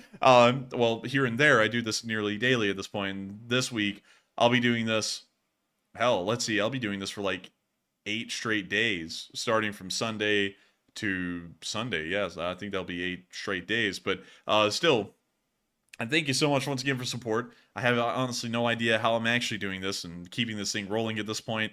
Also, on top of that, with the massive splitting headache I've had tonight, hopefully the presentation has been good. I've largely not been able to hear my voice over the pulsing of my head. So I hope that the presentation was good. And also, we will make sure to take a question from the chat. And so thank you so much once again for support, Panama Floyd. And of course, being our Floyd from Panama. And so with that, what do we got, Matthew? And the live chat question goes to Mark Gagne, who says, can the USA afford another war? Yes, absolutely we can. Because if we could afford Iraq and Afghanistan, and we could also keep both of them running in the middle of the 2008 recession, why couldn't we do that right now? Let me check something real quick. Let me check US GDP. Yes, the GDP numbers, the best numbers on earth. Look at that. Boom! Very nice, very nice. Look at that recovery. Straight out of the plague, right into victory again. The Chinese are actually kind of catching up though a little bit. But that's time for another time. We're thinking they're not going to be catching up this year, at least when the numbers are compiled. Well, last year when the numbers are finally going to be compiled, which they still haven't been yet. But hey, I mean, it's looking pretty good. I think we could afford it, certainly. I mean, our economy is still booming. It's bussing, as the kids say these days. So, yeah, sure, I think we should be able to keep everything running just fine. And so with that, I hope that does address that well. And thank you so much once again, Panama Floyd, for sponsoring that live chat. And with that, we are on to the next one. And the next one goes to Vadim Rosenberg, who puts in a $20 donation. And Vadim does not leave a comment on this one, but we do appreciate it very much, Vadim, and thank you for helping to keep us running, because you know that we have to have our coffee fund, and I think the Enforcer is dipping into the coffee fund probably a little bit more than me, because tonight I only had a Keurig, and he had the, what was that? What do you call it? Slate or something? What's that stuff? Man, that thing did taste like it came off of slates. It tasted like straight up rocks, man. But I think that's what it's called, literally slate, and it kind of tastes like that too. Yeah, you know, it does taste like that. I did have that, and I didn't like it much, and also I couldn't drink all of it because it was too sweet. But still, hey, thank you so much once again for supporting the coffee fund. Also, Matthew, really quickly, I saw someone in the live chat come up with something that is true, but also there's a caveat. 420 said our deficit is 1.5 trillion a year. Speaking about U.S. Spending and how it's viewed as irresponsible. Really quickly.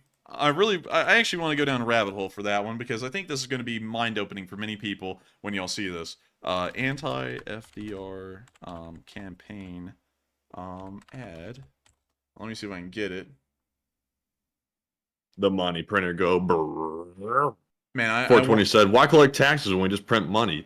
Hell, I think people have been asking that question for probably over 100-something years now. Who knows? You know, where's that tax money going, really? Yeah, 1 second. I've got to find this, man, because this is something that I think is going to be extremely funny to y'all, because it was from, damn, I hope I can find it. Let's see here. It's like, you know, it was more like a canal, more like a ditch, and I'm trying to find it because I can remember it in my head.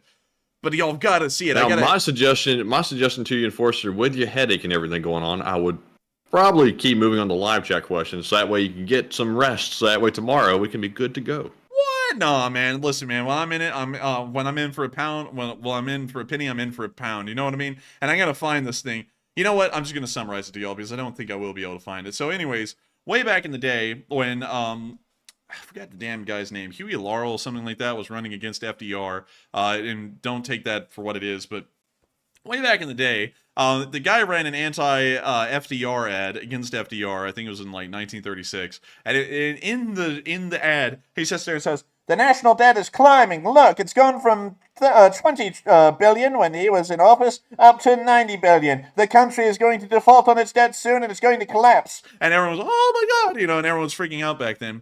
And what's funny is that they never actually paid off that debt. It's constantly grown since then. And if you look at the chart, it always looks like it's skyrocketing at that time, like the year you're in. Like in 1936, it looked like the national debt was skyrocketing from where it was in 1933. And from 2000, it looks like that for 2020 as well. The thing is that it's always going to look like that because the debt's never really going to stop growing. It's always going to be constantly growing. It's just that as our economic ability continues to grow, that number, while looking astronomical, is largely kind of staying the same. Although that's not really true as well, but y'all kind of get the picture. But it's something that everyone's always bringing up, and honestly, the money keeps flowing. Debts actually don't mean much. Every country runs in debt. China is actually in an extremely large amount of debt as well, along with the British and really every other major nation. So it's not really anything that, you know, it's not really anything to be concerned about, to be quite honest. Not trying to downplay it, but it isn't. And so with that, we are on to the next one. Like China's going to roll up in their junk and say, "Hello, we're here to collect our debt." And the U.S. is going to be like, "Oh, I'm so sorry. Here, take all of our money." Or to, you know, better yet, take the Statue of Liberty or something like that. "Here you go. We're so sorry." It's like, hell no, that's not the way it works. It's not like we're dealing with, like, you know, consumers here. It's not like debt collectors coming and calling your phone and saying, "Hey, you owe some money," or something like that. If China did that to the U.S., they would have trouble.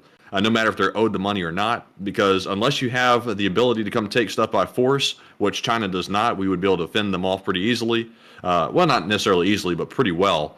You know, they're not collecting any debts. I think it's pretty straightforward. But anyways, moving on to our next super chat question, we have a $50 donation from KG, another longtime channel legend, and huge shout out to you, KG, for that very generous support. We do appreciate it very much. He says, controversial social media channel that regularly claims Russian dictator Putin is dying has alleged that the Kremlin Supremo had to receive emergency aid from medics after having a heart attack.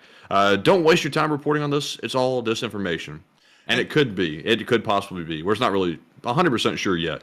And thank you for the support, KG, and help the channel to keep on running with a massive $50 super chat. And to also agree with that, it's disinformation. I don't really feel like it's not all the way disinformation yet, but I have a feeling that source is not really that true or trustworthy. And I wouldn't really worry. I wouldn't even spend the time reporting it because I'm sure it's going to be disproven here soon. And then everyone will act like they never even said that. Actually, really quickly, Matthew, I've got to go over here real quick. Hang on. I'm going to do this off screen because I have a feeling I know who they're talking about. Let's see. No, actually, it's not. It's not them. That's interesting. But anyways, yeah, I would largely not believe anyone who puts that out. Of course, everyone doesn't believe anyone for anything. I mean, no one even believes the news we cover like tonight. Most people go, oh, clickbait. And, it's like, no, it's not. No, it's not. Y'all find out tomorrow when everyone else gets the story. This isn't clickbait. And honestly, y'all, that's the thing that really is just the most annoying is that Matthew and me, like Matthew actually has a good bit of credit. He actually was the one who told me what was going on, and then I went through like a mole and went and got a good amount of the stuff he had gotten, which is like a third of what's on the news tonight, and then the other 2/3 is stuff I went and dug through to try and find footage and stuff for. But like we go through like moles and we try and find stuff before anyone else even covers it, and then we cover it, and then tomorrow or 2 days afterwards, everyone else gets the story and then they cover it. And so because we're so quick to the story, everyone just automatically assumes that we're just clickbaiting everything and we're not telling you all the honest truth until a day or two later when everyone else says the story. And then by then people have already just made up their minds that we were clickbaiting them a day ago, although the story was identical and actually being reported live. And then they just go, oh, well, you know what? I mean, like, they're just kids. They don't know what they're talking about. And it's like, well, we do. That's why we get to this before everyone else, because we actually know what to look for. It is what it is. But still, with that, our Twitter feed or like on our profile page is literally like a public like forum showing like the research as we're doing it. Like every time something is retweeted, that's essentially me putting it in the list to be able to cover it in a poll or something like that, or for the enforcer to go back and take a peek at what happened at what time of the day and things like that to be able to gather footage on it. Yeah, and that's actually a great thing to bring up. If y'all want to see some of the research that we do, all of it isn't posted here, but a good amount of it is. Y'all can always go to the link in the description below to our Twitter page, click on that, and then go here and follow our Twitter. Because I promise y'all, a lot of what we show on the news sometimes later on in the night, especially if it's anything that's written, it's usually right here on the Twitter hours before we even get to the show. So that will give you a pretty good up-to-date of what we're covering. And not only that, we get all of our sources from pretty credible people like, Flytux News and OSINT Defender, which so far we've had no reason to discredit whatsoever. They're very truthful groups and get out people about to come in here. I can see it right now. They're about to come in here and saying, no, they're not. No, they're not. And, I will say this. They aren't right 100% of the time. Got to get that out of the way. The OSINT people are never right 100% of the time. It's just simply the nature of the OSINT world. The stuff is all preliminary, and you have to cross-reference it with other stuff or other sources to make sure it's accurate. So, I don't want anybody to think that we're just simply taking that one source and running with it, because we are double-checking it with other places. And so with that, I hope that does address that well. But of course, if you all want to see our research, you can find it largely on Twitter. Just go follow us there. And it also will keep you up to date on everything that's happening before we even get to the live show like tonight. But with that, we are on to the next one. But thank you once again for the support, Jack, and being an old guard of the channel. All right, and the next one goes to that mom who puts in a $20 donation. And that mom says, I'm sick today. And I have to say, I'm sorry to hear that, and I hope you get better soon. They said, glad you boys are covering this, and that I can listen to it, and call your family, or tell them you love them, or both. Depends on your family, I suppose. And thank you so much for the support, that mom. I hate to hear that you're sick. Being sick is not good at all. Having Matthew sick as a dog for about 2 months straight was not fun, and it also wasn't fun for him to be coughing like a wild animal when he was on stream. Like, I'd be saying something, you just hear over there across the bathroom, and I was like, man, he is dying over there, and the microphone would be muted, so y'all didn't hear that most of the time, but he was dying. And so it's terrible, and I hope that you get better very soon. Hopefully it's not like a long sickness or anything. And also, y'all make sure to call your family. Your family, if y'all like each other, if y'all love each other, they love you back. And so always make sure to call them and check up on them, because they would greatly appreciate it. And it'll also make you feel better too. We call up our family all the time. Our mom and dad, we live in the same house as them. And so we get to call them up all the time and get to talk to them. And it's great. It's wonderful. We actually don't have really much family beyond that. It's really just a grandmother, and that's about it. So our whole family is really within this house. But still, with that, thank you so much once again for the support and helping this channel to keep on running, that mom, because you always remind folks to make sure to call their families. And it's a good thing to remind people of too. And so with that, thank you once again. I hope that does address that well. And we are on to the next one. All right, and our next one goes to Stephen Lucas, who puts in a $20 donation. And let me make sure I'm seeing this properly. That is not the lion from The Lion King. I thought it was, but I have a bad vision. But Stephen says, I enjoy listening to you every night. Best of luck in law school, and hopefully someday I'll be able to meet you. Hey, and thank you so much for the support, Steven, and helping the channel to roll. And also, thank you so much for enjoying listening to the channel every single night. You are one of the folks that we love to have around, because you're the kind that hits the like button and watches and enjoys the channel. And I got to thank you so much for that. And I got to thank you for supporting us to help us be able to keep this going. And thank you for wishing us the best of luck in law school. At the beginning of law school, we actually tried to stay filtered with kind of like our opinion on it. But I'm just going to be, you know, I don't really find any point in being unfiltered at this point. I'm not really a big fan. It's kind of boring. It's kind of slow. You know, if any of the professors are watching, I'm sorry. It's just that we're probably exhausted, and that probably adds a lot to how boring it feels, is that we show up every single day exhausted already. But it has been tough.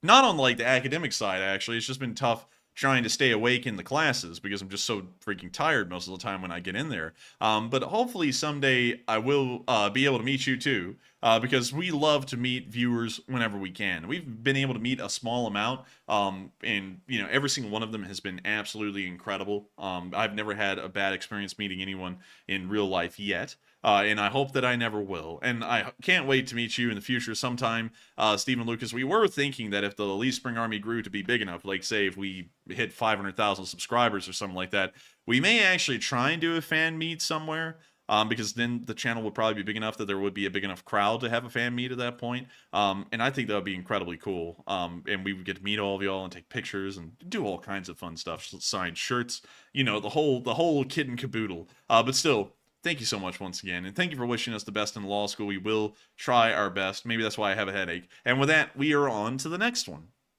And also, I want to point something out that I forgot to mention earlier. I meant to make this a poll, actually, but we ran out of time a little bit. Barry Woodward pointed out that China is dumping U.S. investments, and he wanted to know, does that indicate a sign of imminent war?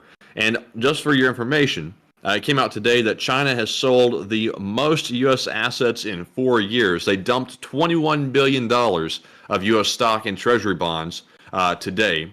And that is a ton. That is the most they've done in a long time, in 4 years to be precise. And, you know, it's difficult to jump to a conclusion based on just that fact alone. But I would say that does indicate that China sees something coming. That could indicate that they foresee a financial problem with the United States coming up, maybe a recession or a really hardcore recession. Or it could mean that they foresee a world war breaking out or something like that as well. I really doubt it's just coincidental, but that does ring some alarm bells in my mind. But Enforcer, what say you?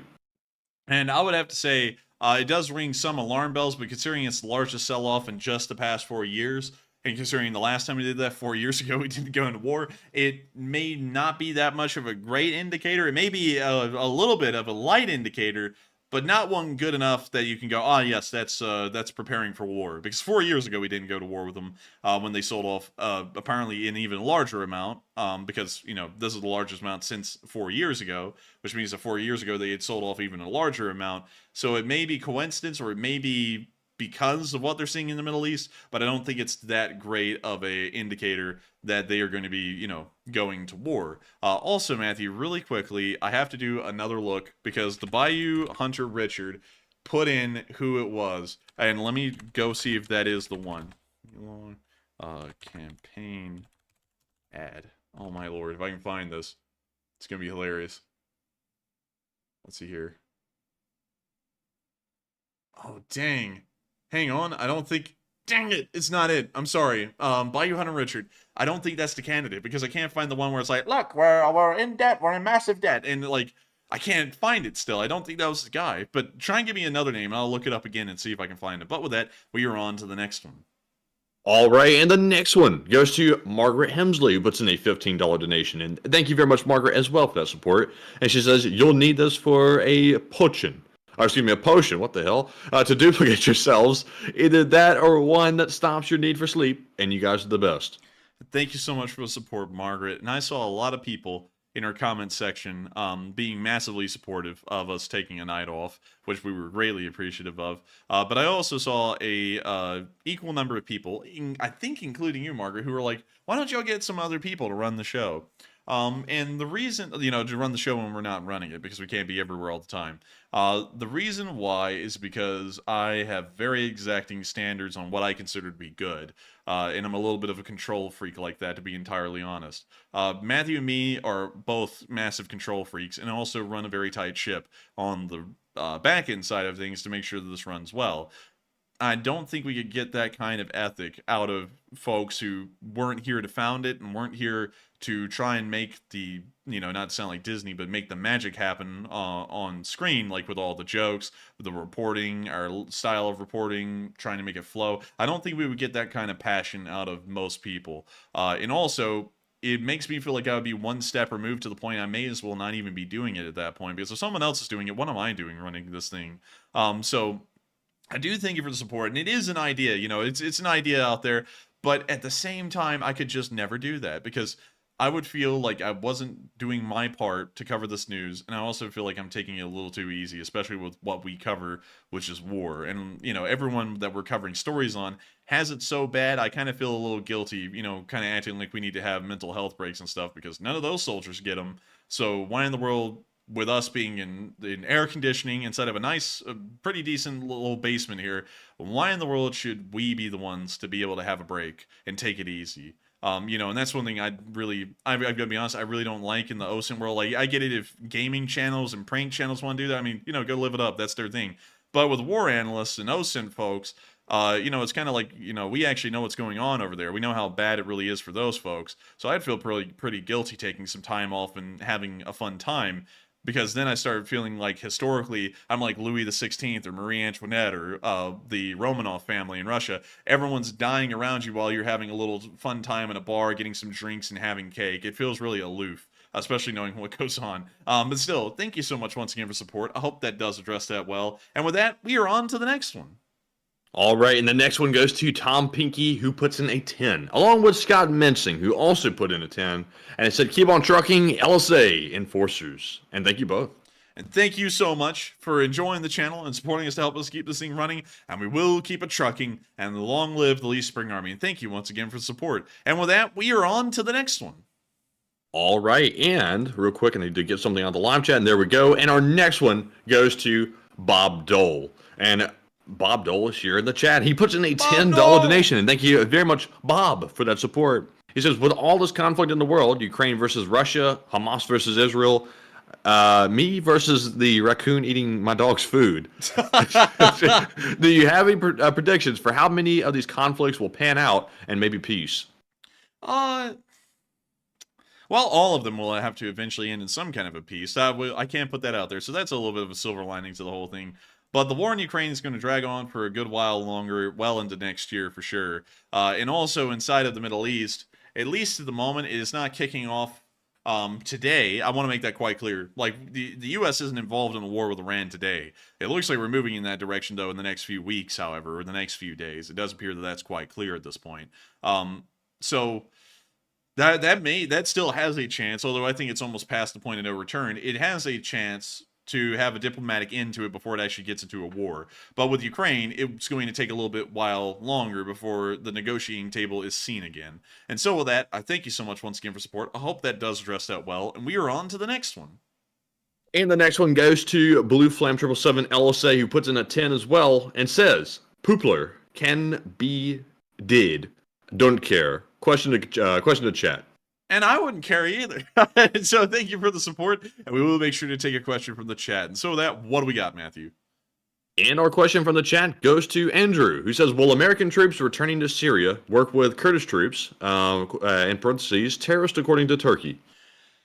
Oh man, that is a tough one, because the terrorists in Turkey, the Kurd terrorists in Turkey, is a little bit of a weird thing, because those were actually supported by Bashar al-Assad to try and destabilize Turkey and to create a greater Assyria, which never happened, obviously. In fact, Assad only controls about a third of Syria now, actual Syria, so that didn't really work out for him. But yes, we will be working with the Kurds, because unlike the Palestinians, the Kurds are a little different, as in all Kurds aren't terrorists, unlike, the Palestinians who vote in, 73% of them vote in a terrorist group, and then openly support them from what we can tell in the streets, because, and really quickly, I gotta say this, we have seen a lot of videos that we have not shown on this channel of, Palestinian people, Gazans in particular, cheering on when Hamas fires off their rocket barrages from Gaza, and it always made me think, wow, we've never actually seen anyone just kind of quietly observing like it was a bad thing. Everyone's cheering it on like it's amazing. What is up with this? And then I went and looked into it, and lo and behold, 73% of them voted for Hamas, so obviously they're supporting what they're doing because they voted for them. They actually democratically elected these people to be in control of the Strip.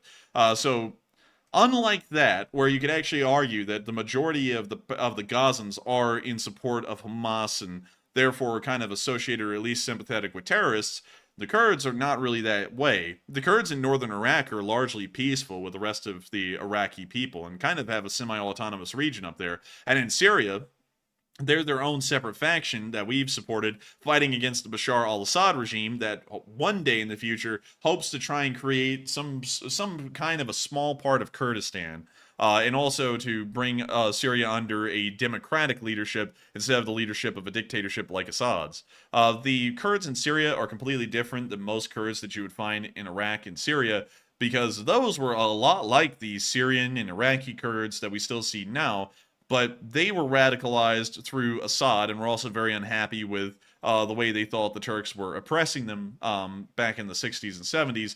And so then they became a militant terrorist group in a way towards the Turks, but also what the Turks have been doing to the Kurds has also been less than favorable. So it's kind of, once again, Israel-Palestine situation. Both sides are doing somewhat questionable things, but largely the Kurds in Turkey are kind of an unfortunate victim of fate with how they turned out and how they are kind of viewed as a terrorist group by the Turks. But nevertheless, we will end up in Syria, and we will end up supporting the Kurds there, because those Kurds aren't like the Turkish Kurds. And so with that, thank you so much once again for the support. I hope that does address that well. And with that, we are on to the next one. And the next one goes to Junebug72, who puts in a $20 donation in. Thank you very much, Junebug, for being a longtime channel viewer and always supporting the channel to help us keep it running. And they said, "Oi!" I overdid that a little bit, but I'm overwhelmed and comforted you show up tonight. And thank you, though, please. Take care of yourself. And thank you so much for the support. I'm glad that you were happy to see us on air tonight. It's one of the first times in months that we've been on a Monday night. But I do thank you so much for the support and enjoying us being here tonight. And thank you once again for helping this channel to keep on running, because folks like you make this thing possible. And so with that, we're going to be moving on to the next one. But Steve, you said you never heard of rigged elections. Hello. Yes, we have. But the problem is... rigged elections. Rigged. The system is rigged. In Russia, it really is. In North Korea, you only get one option. But in Gaza, it was actually stated by the United Nations in an independent study of their own. They said that the election was fair. And also, on top of that, the Fatah was in control of the Gaza Strip and was the majority of Gaza's representation when that election happened.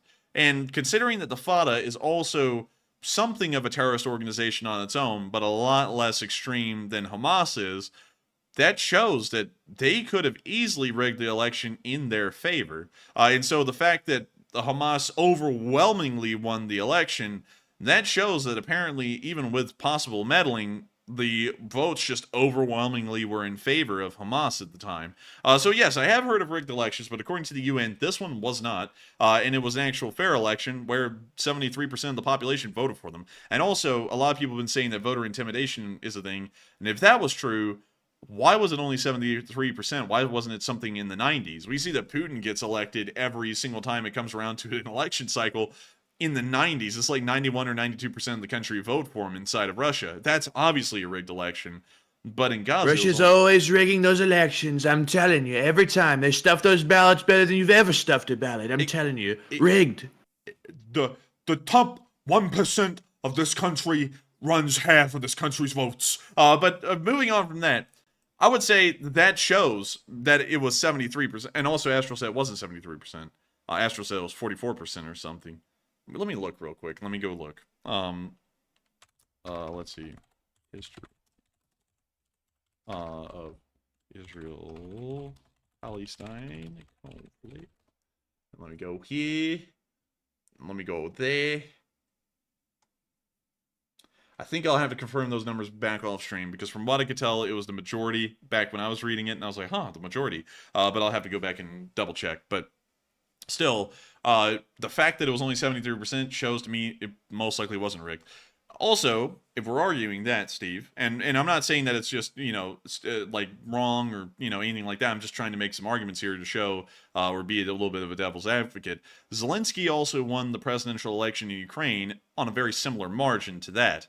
And so if we're saying that Hamas possibly rigged the election, we could also be insinuating that because Zelensky won such a high margin in the 2018 election, that he may have possibly also rigged the election as well, which I don't think is the case. So I'd have to say, those landslide elections, man, they can be a doozy. Oh yeah, you know it. But that's what I'm saying, Steve. You see, like, if we say that about Hamas to try and make it seem better, then that also means that we could delegitimize the legitimate election that Zelensky won in an incredibly large margin as well. And so with that, I hope that does address that well, and we are on to the next one. And the next one goes to AMX10 Speedy Bang Bang, who puts in a $10 donation. And thank you very much for that support. And he said, thank you for your passion.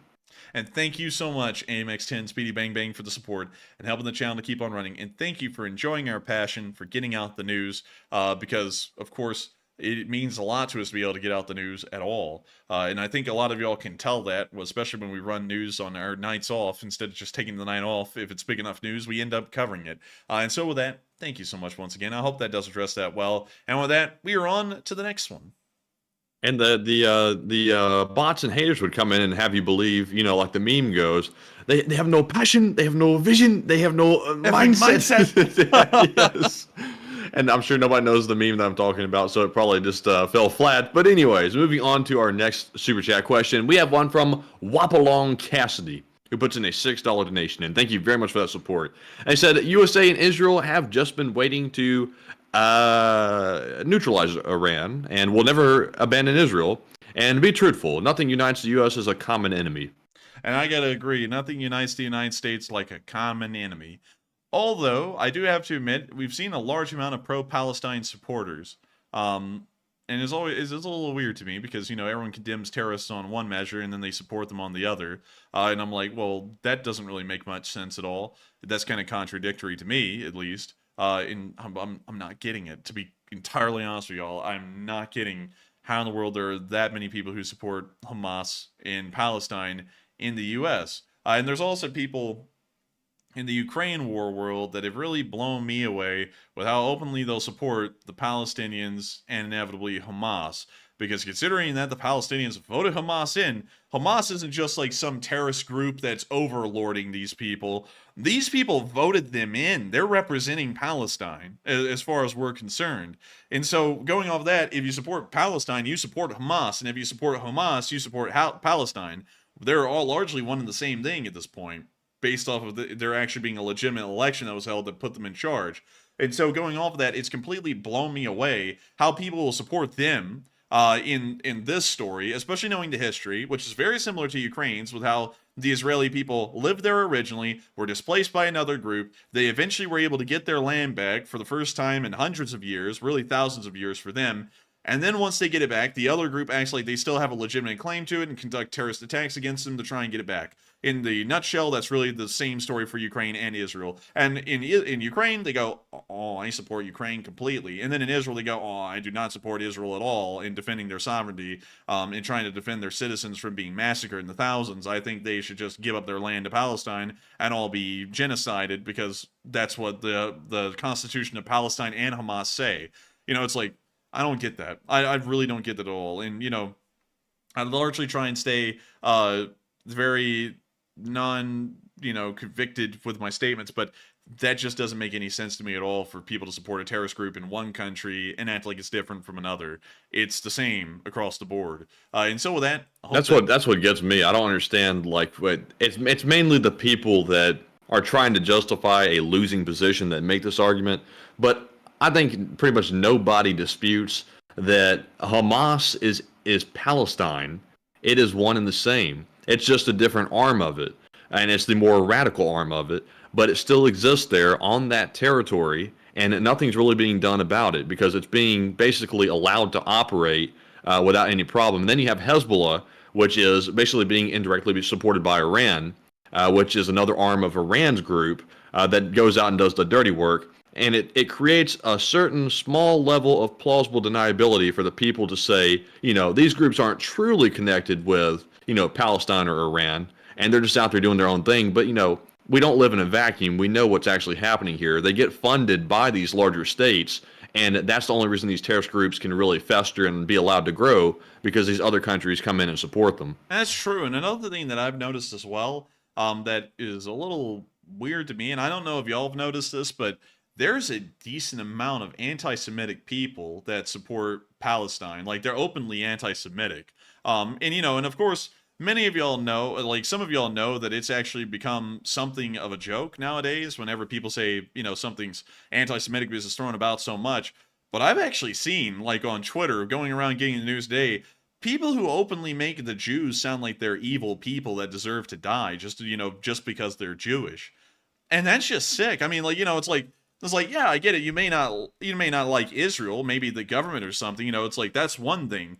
But to hate people because of their religion, I mean, it's like, haven't we moved beyond that? Wasn't that kind of, weren't we supposed to have moved beyond that after we saw the atrocities that were conducted on that mindset in the Second World War, where 8 million Jews died because someone had that mindset? It's like, that's pretty messed up to sit there and look at that. Now, I know that everyone in the United States knows the Holocaust, because just about yearly in school in Alabama, we were told about the horrors of the Holocaust and how bad it was. And it's something that's ingrained in everyone's minds in Alabama, that the Holocaust was this terrible thing. I mean, hell, in school, they would show us the actual ovens and stuff with the corpses still inside, the burned corpses, to get across to us how bad it really was. And then nowadays, people are going to go, oh, yeah, you know what? We're just going to throw 80 years ago and what the Nazi Germans did out of the window, and we're going to make it sound like the Jews are terrible people just for existing. It's like, that is just messed up beyond belief. And I've seen so many pro-Palestine arguments that fall within that category. It's like hell, I don't go around and say that specific religious groups are evil, because it's just, that's not true. There's a lot of nice people out there who are different sects of Christians, Muslims, Jews, whatnot. It's a case-by-case kind of basis. There are assholes and good people in every single religion there is. And it makes no sense to demonize a group of people just because of their religion. It makes no sense at all. And I've seen that a lot. And it seems like a lot of people also use the Palestine thing to kind of dog whistle a good amount of anti-Semitism as well. I've seen that, But anyways, with that, hope that does address that kind of well, at least in my opinion, from what I've seen today qualitatively. But with that, we're on to the next one.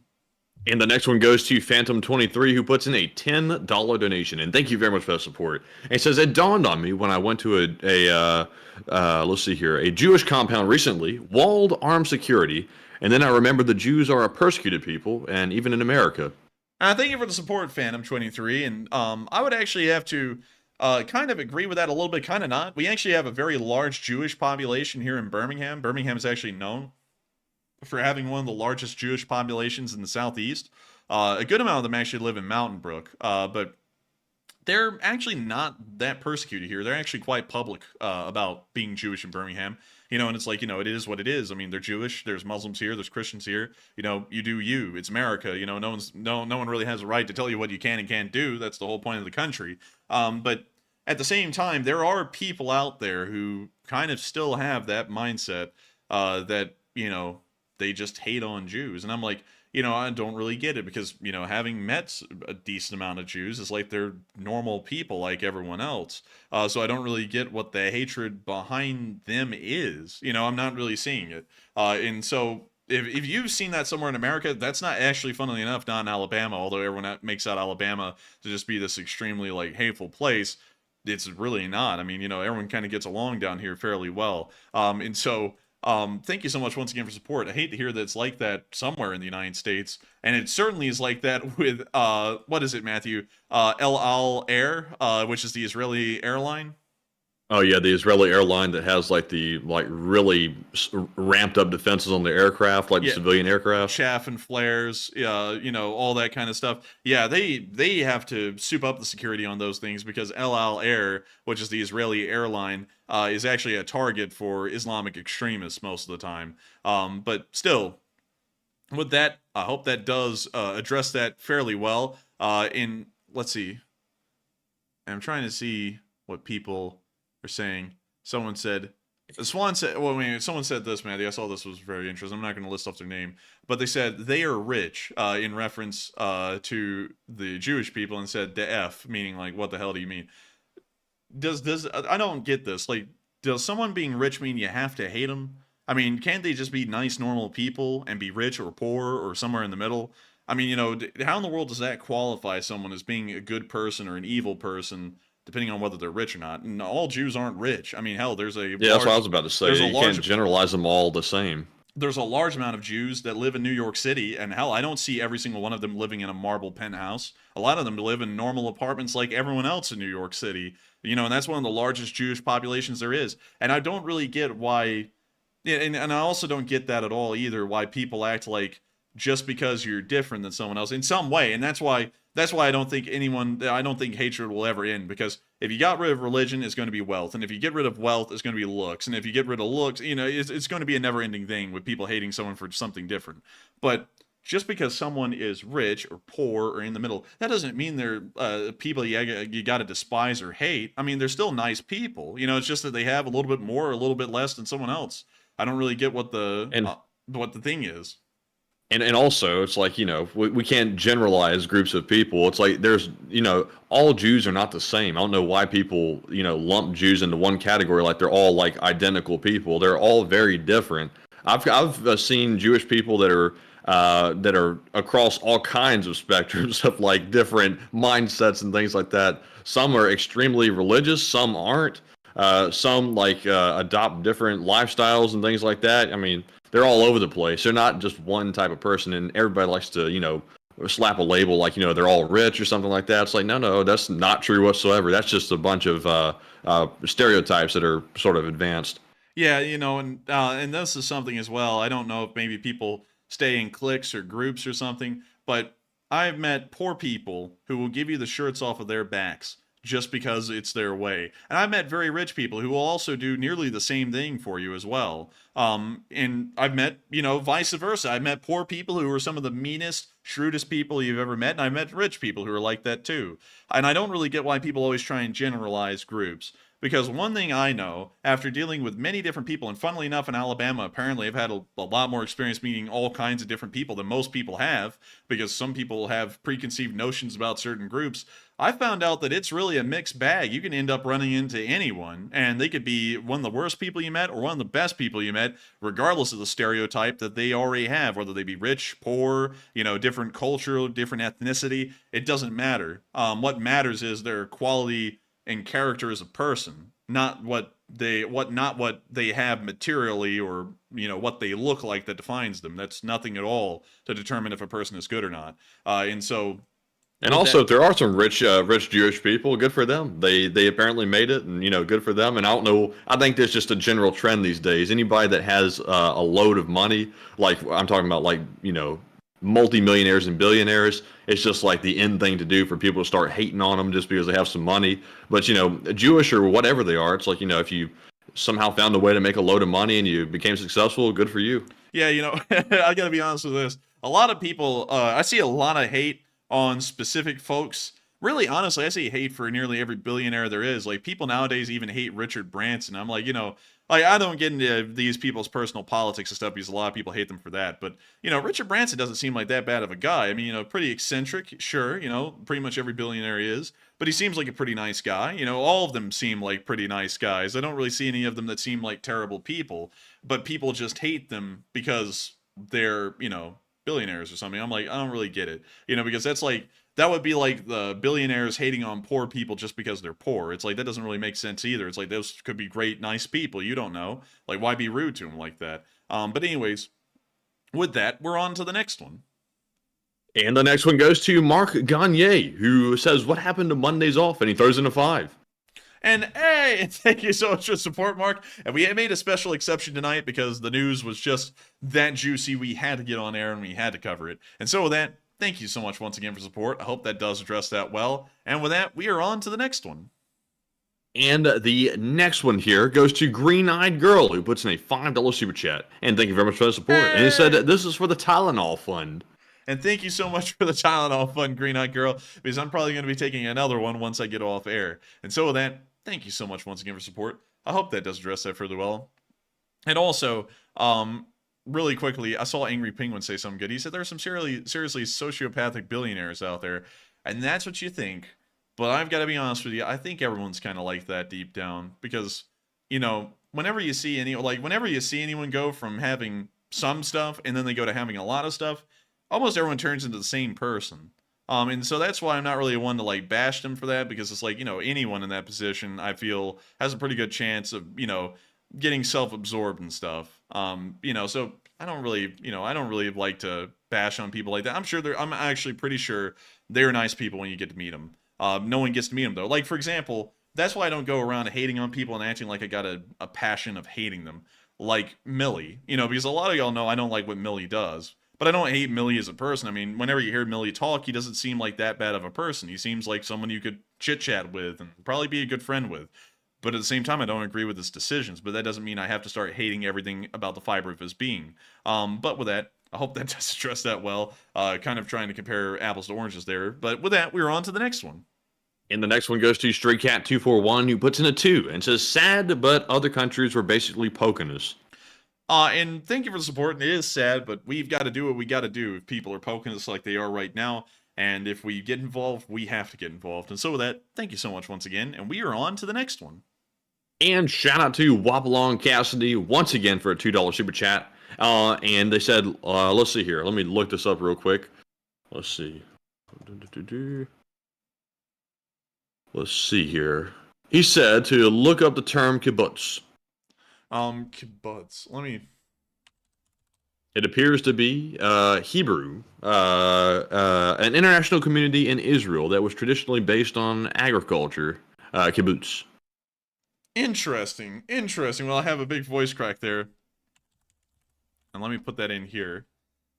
Oh, dang, there's a lot of them. Let's see.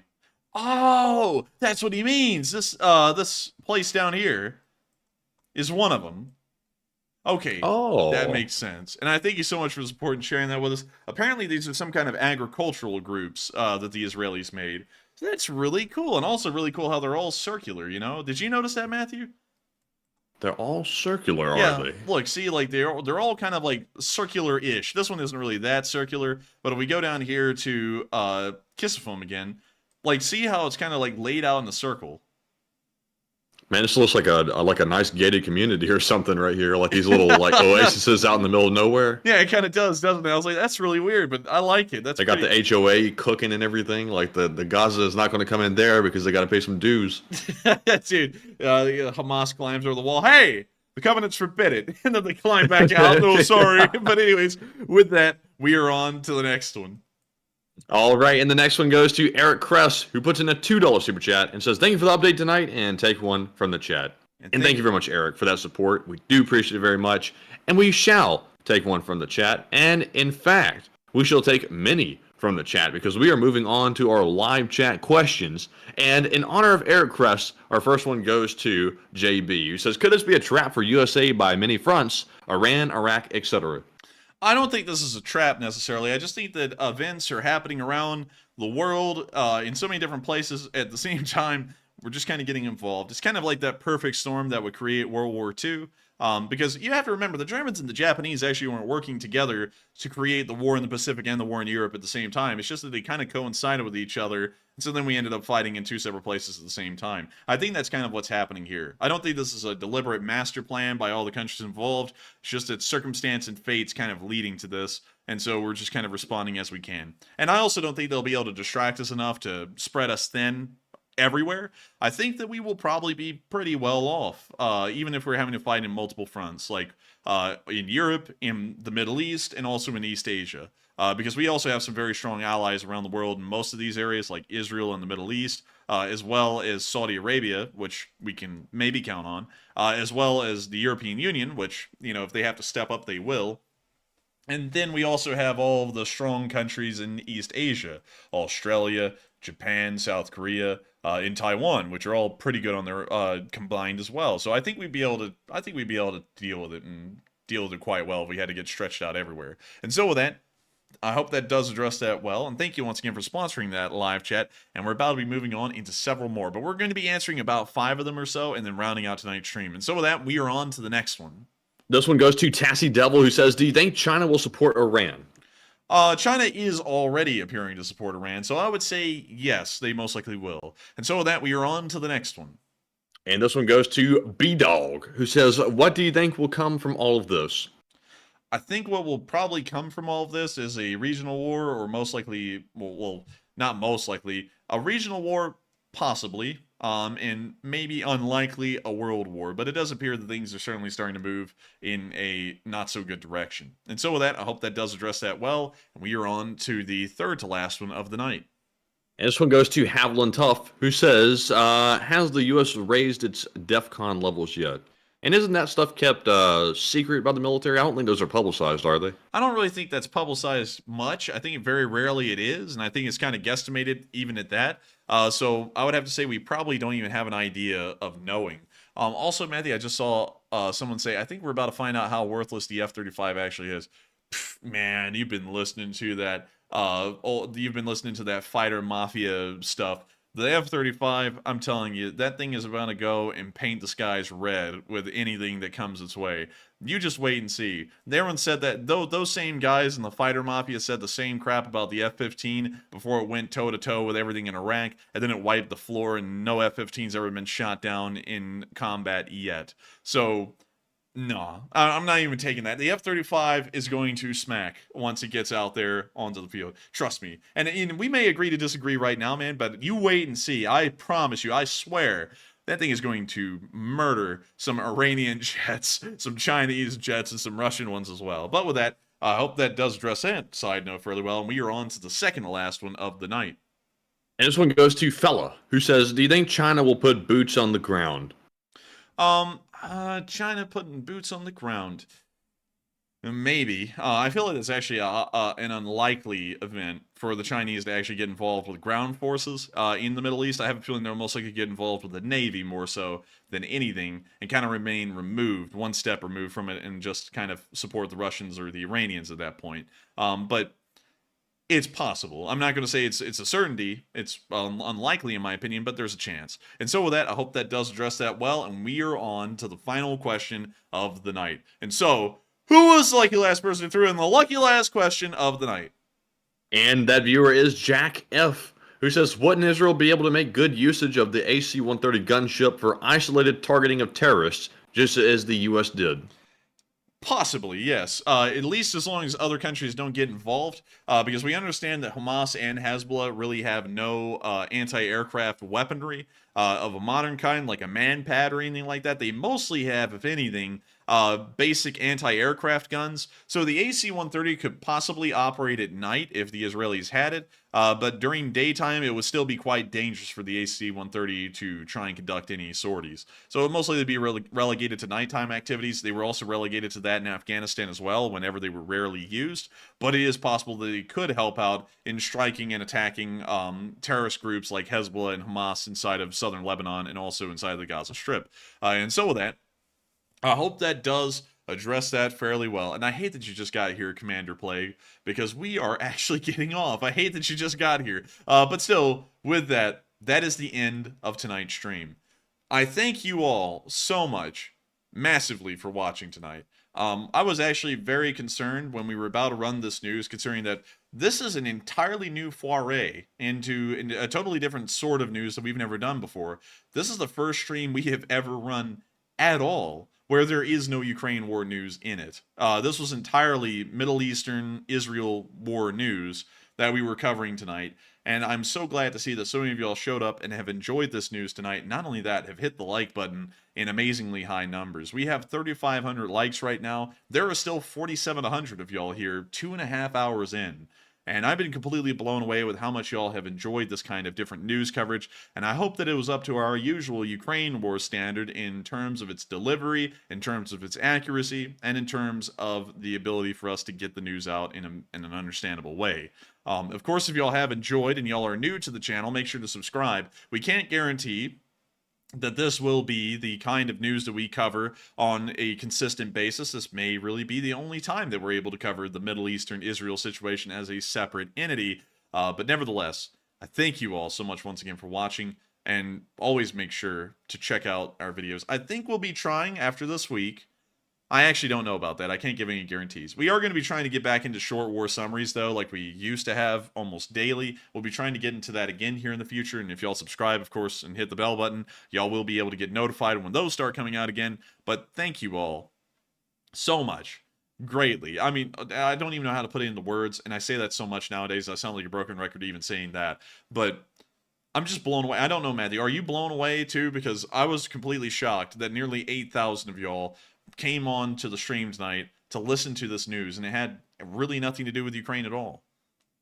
I'm kind of blown away, but at the same time, when you see the headline, Iran hits U.S. base hard, U.S. moving in, I mean, that might cause some people to come running in for sure.